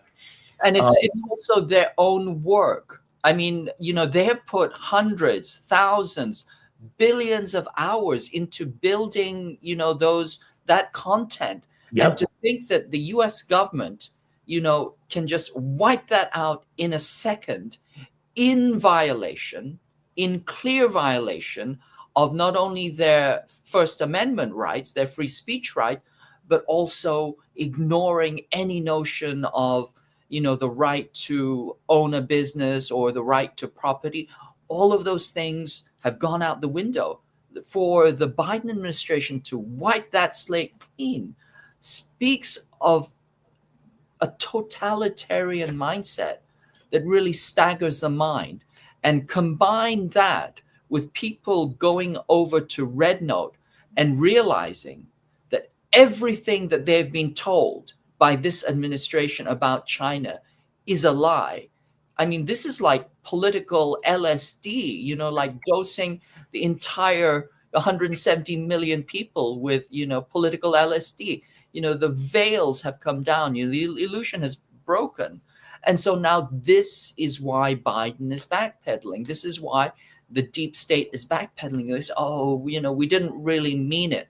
Because we know that if people get onto Red Note, they will see everything that we have been trying to hide from them. Oh, I love it. I love that part. When people are like, wait a minute, that's all you pay for healthcare?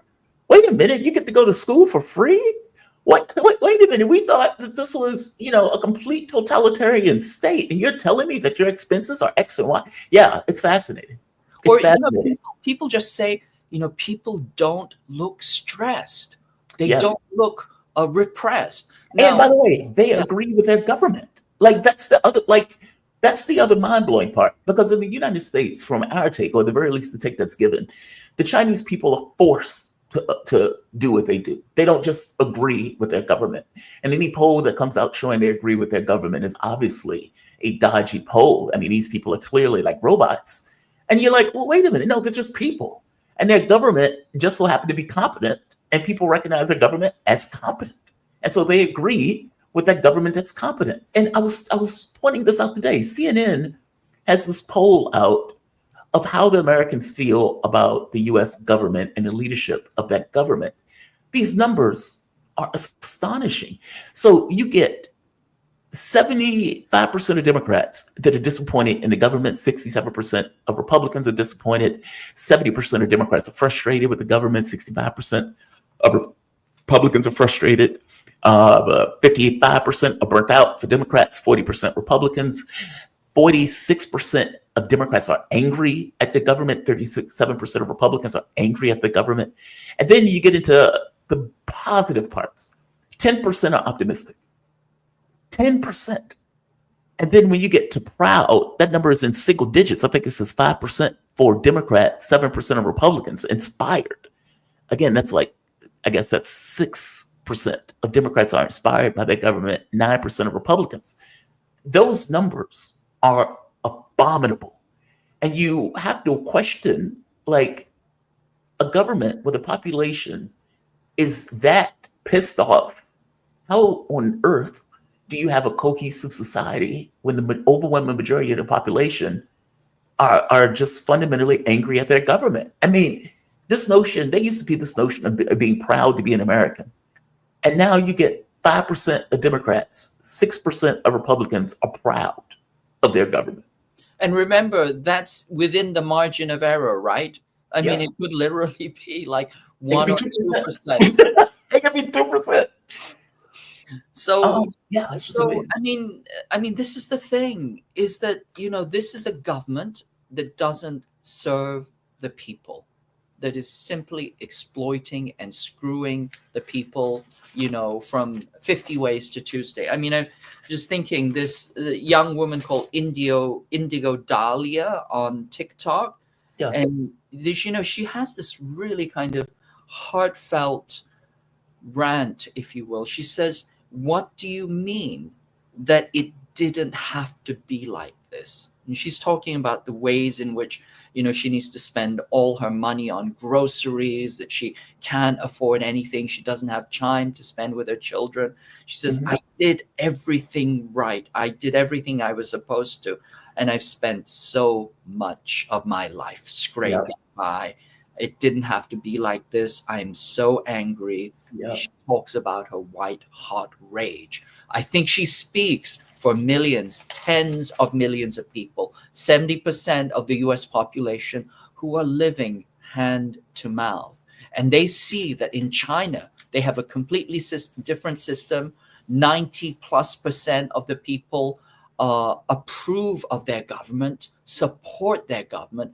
And for the Chinese, it's kind of a red pill moment too, because they're saying, do you actually have school shootings? Do you have bags, that have like armor plating in them? And they thought, oh, this has to be our government bullshitting us. And the Americans are saying, no, what you're saying is absolutely right. We do have to work multiple jobs. We can't afford rent. Groceries are unaffordable. We don't have healthcare. We have to pay for an ambulance. And the Chinese go, what? You have to pay for an ambulance? How insane is that? So it's this complete veil of, complete, the veil has dropped completely. And you see the narrative managers coming out, they're trying to spin it. They're saying, well, the people on Red Note they are the elite wealthy. No, they're not. Go on, look at them. They're just ordinary working young people. They have small bed sit, single room studios. They're just doing their ordinary stuff, but yet their lives are so much better. And the thing to understand, if those are the wealthy elites in China, there are at least 300 million wealthy elites. There's 300 million Chinese on Red Note, 70% of whom are women. So assume that there are at least 500 million wealthy elites in China. Just astonishing. I got to tell you, the thing that red pilled me was, I think it was during the Sanders run. And, it was kind of like that woman who was doing her commentary that you pointed out.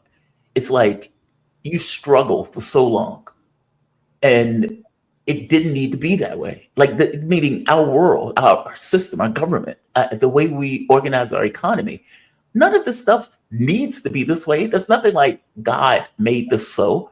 It was people who effectively made it to their advantage. And then it got worse and worse and worse because the rich were able to, let's say, get more and more of the political system, especially when it seems like Democrats got into their mind that they were demographically a lock. Like there was this notion that Republicans can't win the popular vote going forward. And the moment that you get that into your mind, that we have a demographic lock, we're going to get the Hispanics, we're going to get the Blacks, we're going to get the women, we're going to get the Muslim community, the Republican can never win, or at the very least can never win the popular vote. And you find that to be false. You found it to be false. But in their mind, in their self-conception, well, we don't have to push. We don't have to work to the benefit of the American public. And especially when you get this notion of having two parties, where you can kind of game the system of bouncing and sloshing back like water, and the public has no out. It just goes back and forth, with neither political party really doing anything to best interest of the public in regards to bills or healthcare or education. I mean, hell, Republicans are talking about getting rid of the Department of Education while bashing Americans, saying that they're not bright enough to do these kind of tech jobs. And so you look at China, or you look at some other country, it's infuriating. I remember when I was in Europe, I was getting healthcare in various countries of Europe. And I remember they would tell me place after place, I can't believe you guys do healthcare like that. Like, I can't believe that you would put people in debt or bankruptcy over something that all of you at some point are going to have to confront. It's a political issue. And yet there's no political space to do anything real about it. You got Obamacare, which is unfortunately a shitty solution. And so just wow to me. That's all. And I'm glad those Americans are bumping their heads on it. And rage is the appropriate response. It should be angry. You know, you have struggled when it shouldn't, or the political system didn't need to be oriented in that way. And they're seeing, you know, whether they agree with the political system or not, they're seeing a difference, and they're seeing people who actually respect and believe their government is competent in a way that we don't. So good. Exactly. And the government is competent because it believes in performance. It believes in delivering the goods for its people. It believes in raising common prosperity. Let me just give you one more example. The Chinese manufacturing wage since 1980 has risen 180-fold. 180-fold. Sorry, 140-fold. It's increased 140 times. Okay, and during that same period, the U.S. manufacturing wage has increased maybe 3, maybe 4 times. I don't know that it's even kept, you know, constant with inflation. And so look at that. Look at that distinction. Look at the distinction in minimum wage, in, you know, in average wage. You see that in China, the bottom is being lifted up, and they really are building common prosperity where everybody wins. You know, they say, oh, you know, China has all these billionaires, blah, blah, blah. You know, they're building common prosperity. The bottom is coming up. And that's why you see ordinary, young, working class kids doing their first job, having good lives, having creative lives, being able to afford the good things in life, and looking happy and satisfied, not these downtrodden zombie, you know, oppressed, you know, robots that they're supposed to be. That in and of itself cannot be unseen. And on the other hand, as you point out, here in the United States, you do everything right, and still you cannot get a break. Still, you can just barely keep your head above water. We've said this before. 70% of Chinese millennials own their own homes. That is unbelievable. I wrote that. I can't fathom that. Even with a decent job, I can't fathom that. 93% of Chinese own their own home outright without a loan, and 70% of millennials do. And I tried to write that on YouTube. It was immediately censored because YouTube will not let you tell the truth. But, this is how do they do that? How do they do that? I guess that's the most straightforward question. Well, the first thing is that when you get out of college, you're not saddled with $100,000 worth of debt. You do not have any student debt. So already you're starting out from a much, much more comfortable place. And then the second piece is that, of course, families come together, they help each other, having a house is important. But the other thing to understand, this is very important to understand, the Chinese do not have generational wealth because 40 years ago, everybody was poor. It's not like you have rich parents who just throwing money at their kids and all of a sudden, voila. The US has generations and generations of extraordinary wealth, right? They pass it down. This is what Thomas Piketty showed with his book on capital, that the wealth of the ruling class is simply inherited.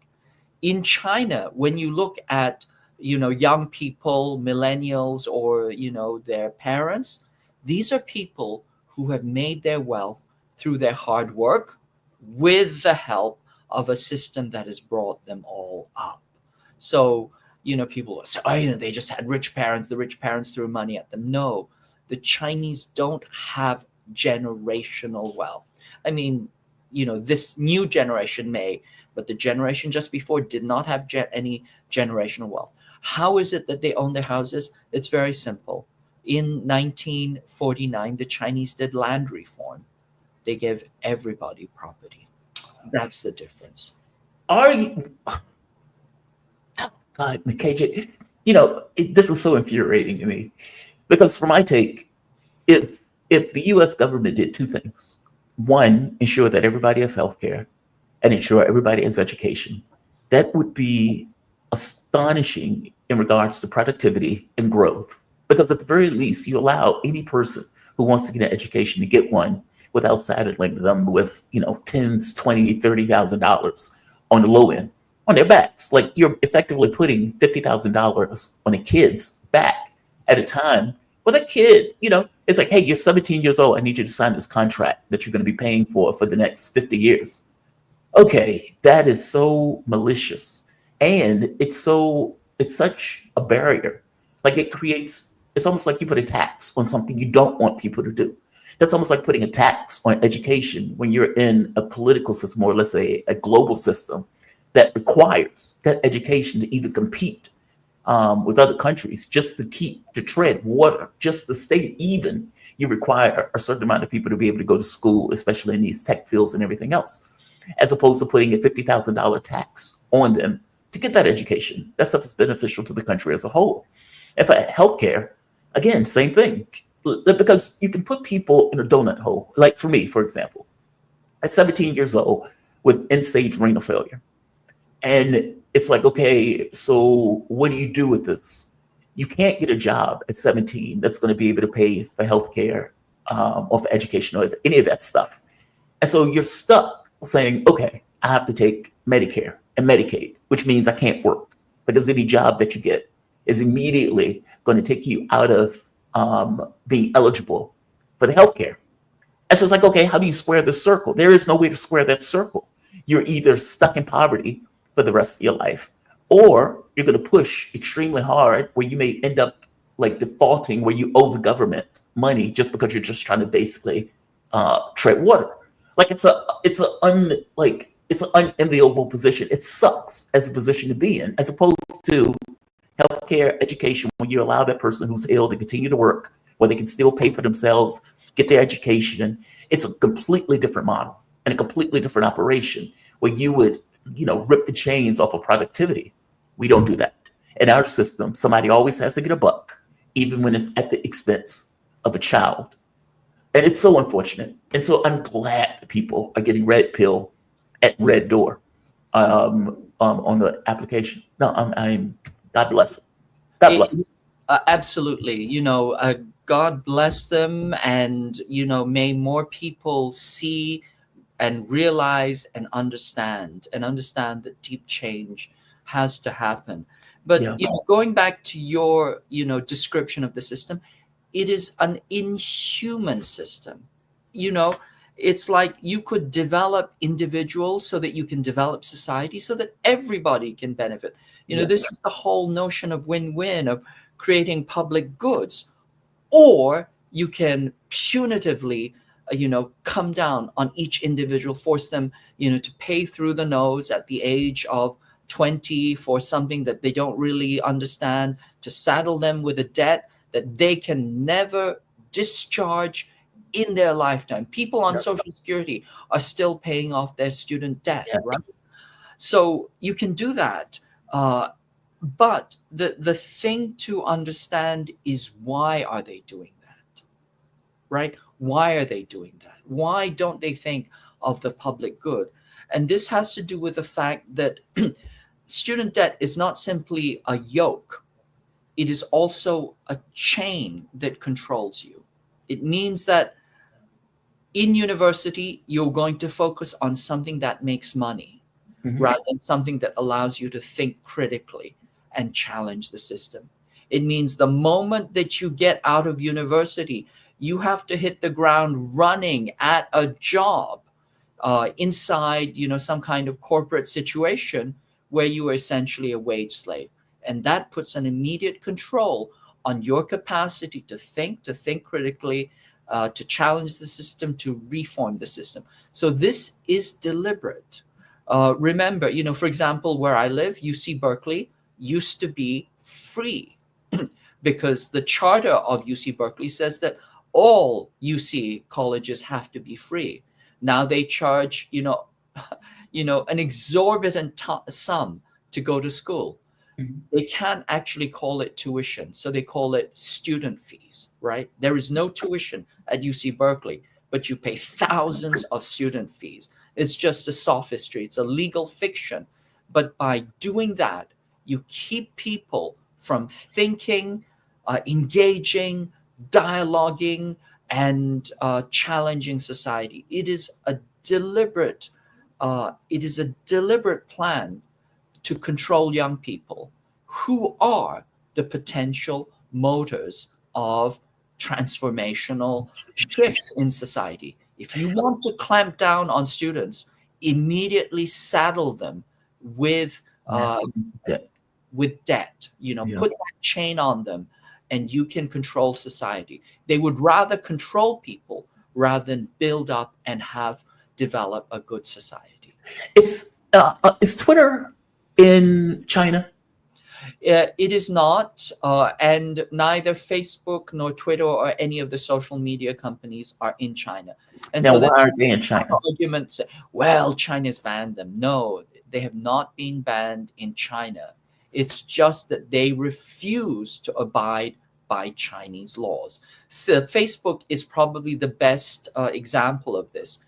Facebook was in China. What was starting to happen was there were these mass atrocities that were being spread, and they were being essentially mediated through Facebook. Facebook was facilitating the killing of hundreds of innocent Chinese. These were the kind of the Islamic extremists that were to, these were horrific events, hundreds of people stabbed to death in public events, cars, driving through. The key medium through which this was propagated was through Facebook. And the Chinese government said, you need to shut these accounts down. You need to stop this. This is intolerable. And what did Mark Zuckerberg say? He said, F you, we do what we want. And that's when the Chinese said, no, this is our country. When in Rome, do as the Romans do. You need to follow our rules. And that's when Twitter packed up its bags and left. Okay. Now, there is Joe Biden, when he told Facebook to stop doing this, don't put this on, shadow ban this, Zuckerberg did they shadow banned it immediately, right? Yeah. But Twitter was perfectly fine. Sorry, Facebook was perfectly fine to facilitate mass slaughter inside Chinese territory. And Wow. there is a case study that you can look at, because not long after that, in Myanmar, there was a mass slaughter of the Rohingya. Mhm. Facebook again was being used to facilitate this mass slaughter of Rohingya. Tens of thousands were being raped, beaten, and killed. And for months, I know this because I have Burmese colleagues. They were saying, look at all this stuff that is happening on Facebook. We are reporting this nonstop to Facebook, telling them they have to stop this immediately. What did Facebook do? Nothing. Absolutely nothing. For months, they sat on their hands and let this hate speech propagate, so that tens of thousands of people were killed and almost 1 million people became IDPs or refugees. So this is what happens when you let Facebook and Zuckerberg do their own thing. They are completely irresponsible and unresponsive to real concerns that affect human lives and human suffering, at the same time that they're immediately at the beck and call and sucking the you-know-what of, the U.S. corporate national security state. So, it's a complete lie. If people tell you that Facebook is banned, no. Facebook broke Chinese law, refused to comply, was facilitating the start of an ethnic war. And they refused to comply with the Chinese government. And because of that, they left the country. Wow. Just wow. KJ, man, I always appreciate you. Thank you for this. I wanted to go a little bit long because it was such a short thing going into the clock. So thank you for staying with me and talking with me about this. This is fascinating to me. And, I hope that every person that left TikTok and went to Red Door does get that kind of red pill where they realize this government doesn't have to be this way. This country doesn't have to be this way. We can also have nice things. And somehow find a way to politically push for that. So thank you for this. I appreciate you giving us a breakdown of, what it's actually like in China, as opposed to just getting this kind of propaganda of what it's like. And honestly, I also hope that Donald Trump follows through with this kind of willingness to work for world peace and world prosperity that he was apparently talking to Xi Jinping about. So I do too, absolutely. And we're being red pilled not simply into what is possible in China, what is the case in China, but what is also possible for the United States. Agreed. If we had good Yeah, oh, I have to ask you something real quick. There was a report that China was trying to put satellite mirrors in space in order to reflect energy back to the planet. This was something that scientists have been talking about for years as a potential of energy harnessing. Effectively, if you put these things in space, you can get sunlight 24/7, and you can drop a massive amount of energy, almost like in a beam, like a microwave beam, to the planet in order to receive that energy and use it for other sources. Is that true? Is that something that China is talking about doing? Yes, they call it the seven gorges in the sky. Yes, they're working on it, as well as God, man, why can't we do those things? Like, if you were looking for something to spend money on, fossil fuel, because our legislators are addicted to fossil fuel, because the fossil fuel companies have them by the short hairs. and just so the audience know what we're talking about. So scientists were thinking about energy production, basically, how do you get energy for the country or for the world? One thought was putting mirrors in space and using those mirrors to effectively get the sunlight without having to deal with an atmosphere and beam that energy in like a microwave beam or something like that to a station on Earth that can effectively use that energy and harness it in various ways. And they were talking about the amount of energy is astonishing, like just massive amounts of energy that they are able to pull from something like this. And you think to yourself, they've been talking about this for like 50 years, that they knew that they had the capability of doing this. Material science has gotten to the point where they can pull it off. And that doesn't get talked about, doesn't get discussed. And it seems like China is thinking of all of this stuff they do, putting bases on the moon, doing stuff like this, missions of space stations, all of that stuff. And we seem to be flat-footed in this country, with the overwhelming majority of the country hating our political class. Hey, J-Man, thanks for this. I appreciate you, man. You have a good one. Thank you. Always a pleasure. All right, be safe, man. All right, we have come to the end. Ran a little bit long today, but that's all right. Like I said, I'm going to be going to DC. I'm not going to be able to have my chess lesson today. Hopefully, we can still do this on Wednesday. Daniel can do it on Wednesday. I want to thank all of you. I'm going to go through the chats real quick because I do need to get ready to head out. And TikTok wasn't truly banned. It was dark because they changed the server algorithm. Meta is taking over TikTok. We all can tell the difference. Meta is not taking over TikTok. TikTok was banned. Oh, okay. Let's be technical about it. They wanted TikTok to sell to another company, to an American vendor. TikTok said no. So it's like saying, hey, if you don't sell your car, you can't drive your car. What do you mean if I can't sell my car? Oh, and by the way, you need to sell it to somebody who's, maybe like me. Okay, well, I would prefer just not to drive my car. If that's what, basically it's extortion. They were trying to extort ByteDance to basically steal a company. And they said no. And so if you want to say that's not being banned, fair enough. But that's a fig leaf per se. Tiger Dragon or Dragoon. Yeah, Tiger Dragoon.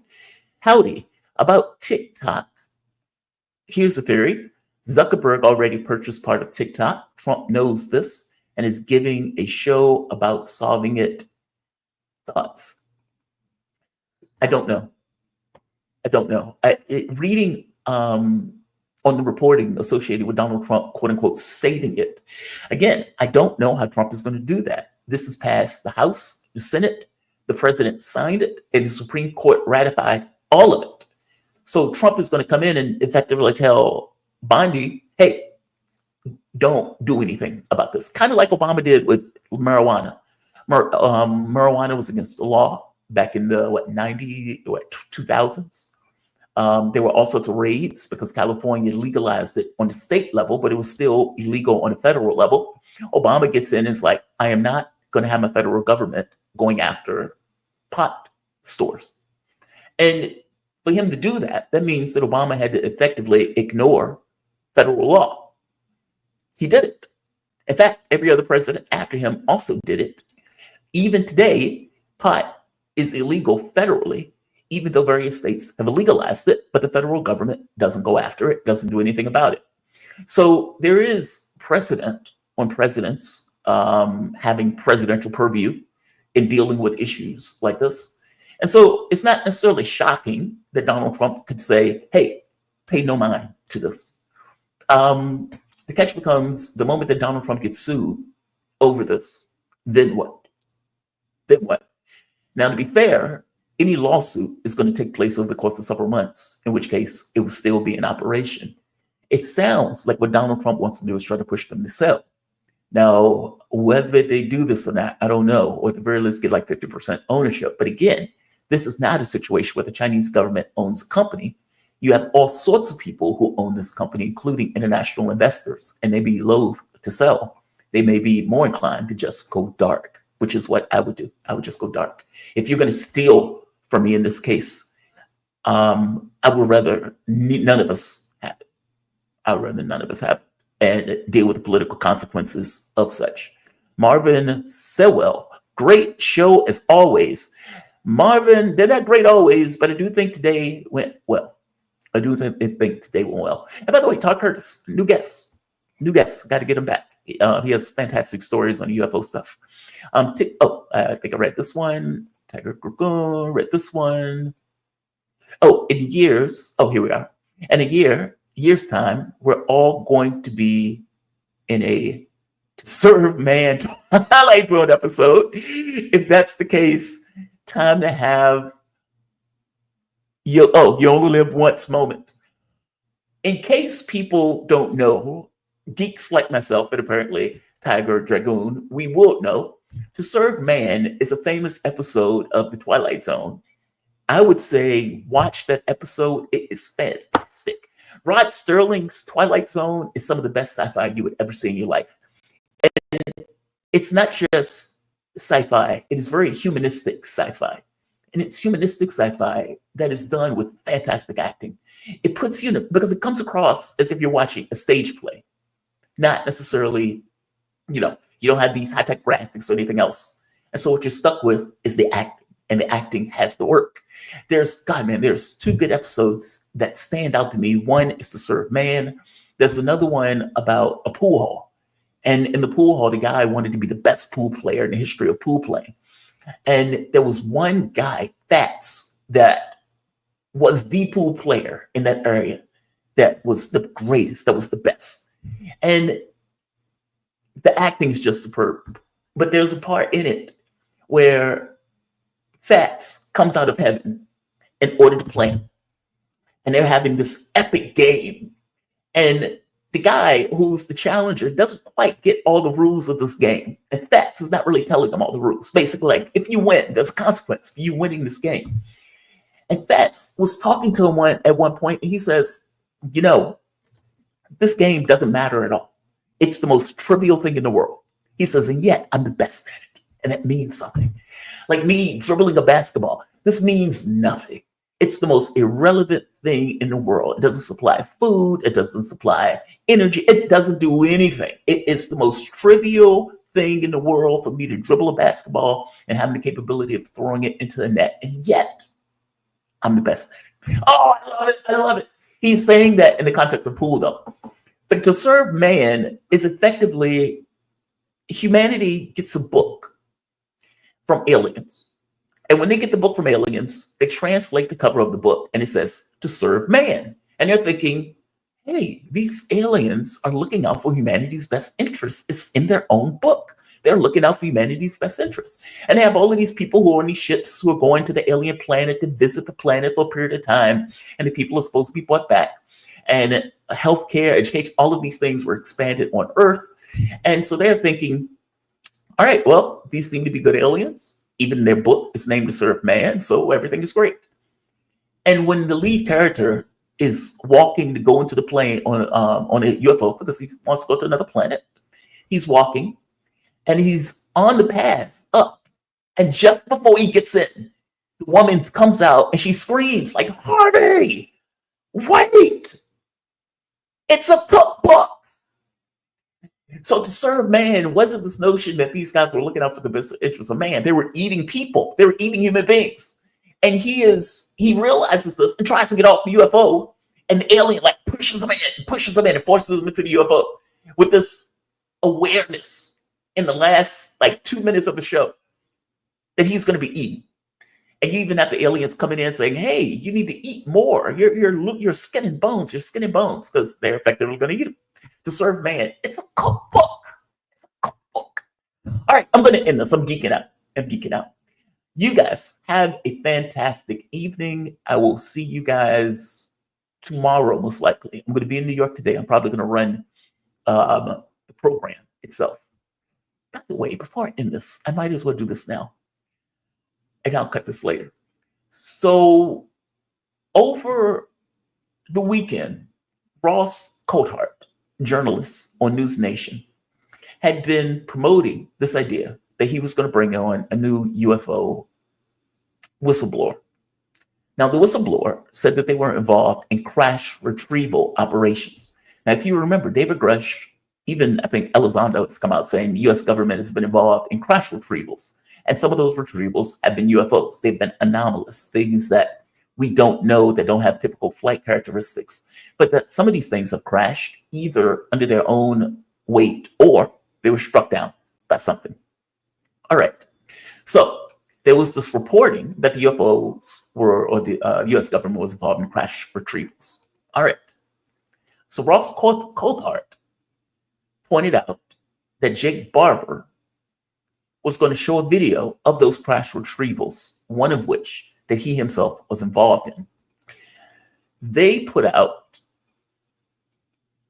this video, and this has created all sorts of controversy. Right here.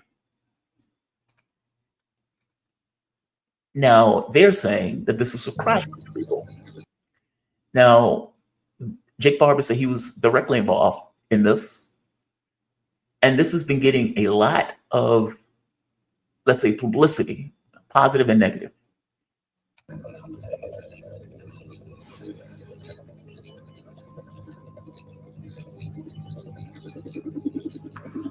Now, what you're seeing at the bottom is apparently the craft that they're saying they're retrieving.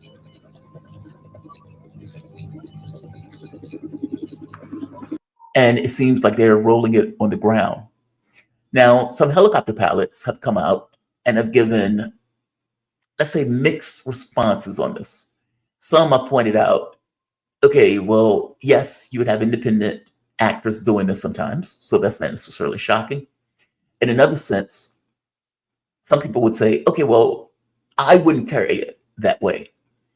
And then there was even questions about whether or not it was a weight at the end of it, meaning whether or not the flight characteristics and the dynamics of it was proper and was right based on the video itself. Now, to be fair, it's kind of hard to see that in a video, so I'm not taking one take or another on that.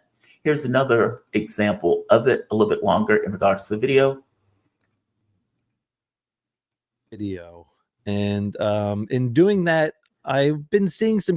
This guy was trying to give analysis about it. This is them carrying it, and then eventually it's being landed to the ground. People have asked, okay, where's the flight crew? Where are the people who are going to be at the bottom in order to receive it once it's landed? There's all sorts of questions about this. I will tell you this. If they were thinking that this was going to be some kind of proof positive evidence, it is not at all. I have no idea what this thing is. It could be an egg. Interesting. Is it proof of anything? No. No, it's not. I'm sorry, it's not. I appreciate Barber coming out. So I do appreciate the commentary that Barber has given on this, but he fits into this kind of grush and everything else. He broke down crying as he was talking about this, saying that he felt a conscious association with craft and that there was this kind of emotional, feminine energy associated with craft itself that he was looking at and that he was regarding. He said it was clearly anomalous. When asked, how did he know that this was an anomalous craft? His response was that, somebody told him that it was anomalous. It's like, dude, no. It's like, dude, no. We are looking for actual real life, undeniable evidence of the UFOs. And people in the UFO community, like myself, get very jaded at the hype that these guys are coming out with versus what they deliver on the hype. I appreciate the whistleblowers. People who are behind the scenes are fantastic. And you've been getting more and more of these people. Many of them are believable because of their pedigree. They're very high up on the totem pole. Or at the very least, they were clearly working into these programs. Like, for example, I'll show this clip. This is Jake Barber giving his commentary on this. Just to let you hear from the horse's mouth. At the moment when you realized that you were involved in a retrieval of non-human technology, alien tech. So it became very clear the first time our communication process and procedure was modified. And then just visually looking at the object on the ground, you could tell that it was extraordinary and anomalous. It was not human. How close did you get? Well, I was a helicopter pilot and I operate with 150 foot to 200 foot long line. So I got within 150 feet of this object. What did you see? I saw an egg, a white egg. Was there any visible propulsion system on it? No, not what we would know. There's no engine. There was no thermal signature. I was operating at night when I finally came in to pick it up. So I'm working under night vision goggles at the time. And it was quite clear. I flipped them up, flipped them down, and looked at it a couple of different ways. How did you know that that egg-shaped object was non-human in origin? Well, visually, after seeing all kinds of things in my past, it was clearly something that was ridiculously looking. It's inconsistent with anything I'd ever seen before. I can also tell you that the reaction by my team, we all knew we were dealing with something extraordinary. We all knew we were dealing with something extraordinary. And again, I'm not taking anything from him at all. He could be completely right. It could be completely anomalous. It could be completely strange. It could be odd. And here's a better image of it. I mean, it does look weird. It does look strange. And if you're thinking of like the TikTok, it does kind of fit within the model of the way the TikTok was looking. So it is odd looking. But, you know, to be brutally honest, I can't look at that and come away with an assessment. Well, that proves it. That nails it. It obviously is, you know, I can't look at that and tell that. I can't look at that and tell that. And right here's another clip where in this one, it looks like he breaks down crying as he's talking about Doing this type of work, and I got the load hooked up and I began flying away. And once it was just me and that object in between the pick and the drop site, there's about 20 miles in between, I felt like something was inside of me. I felt like I was possessed by the most beautiful spirit I'd ever been possessed by. And was it loving? It was loving. But there was a sense of sadness at the same time. And had you ever had an experience like this before? No, it was a very feminine. It's a very feminine energy associated with it. Now, again, to be fair to him, people who are not part of the UFO community may not know this, but a heavy element of the UFO community has a conscious component to it. People feel like they're engaging the craft, that they're interacting with it in some particular fashion that they can't necessarily get their head around. And that whatever intelligence is dealing with the craft is somehow influencing how they feel about that particular object. Now, he is not the only person to say this. This has gone all through the UFO community. Even, Elizondo has mentioned this kind of consciousness component to the phenomena that goes beyond just the nuts and bolts of the phenomena itself. So this is not necessarily insane. In fact, Frazier, if you remember for the Nimitz case, talks about how he believes or has this impression that the craft knew what was in his mind and ended up, when it took off in a split second, ended up where he was supposed to be in case there was an emergency or in case there was a problem. So I don't fault him. Okay, I fault him for the crying. The crying is outrageous. But from the standpoint of this idea of a consciousness element to it, that is not necessarily off the rails in regards to typical UFO lore. The crying is just a bit outrageous to me. I was looking for one other clip that dealt with, they were showing the helicopter itself, meaning it was showing the slack that was in the rope as he was doing this. Because a lot of people pointed out, this just looks like a balloon. And there was a picture, an image of the balloons that, yeah, it does, it could fit within that model of looking like a balloon. But just because something looks like something doesn't mean that that's what it is. A TikTok looks like a balloon. TikTok looks like a balloon. I don't know. I mean, and you know, I don't know if News Nation realizes this.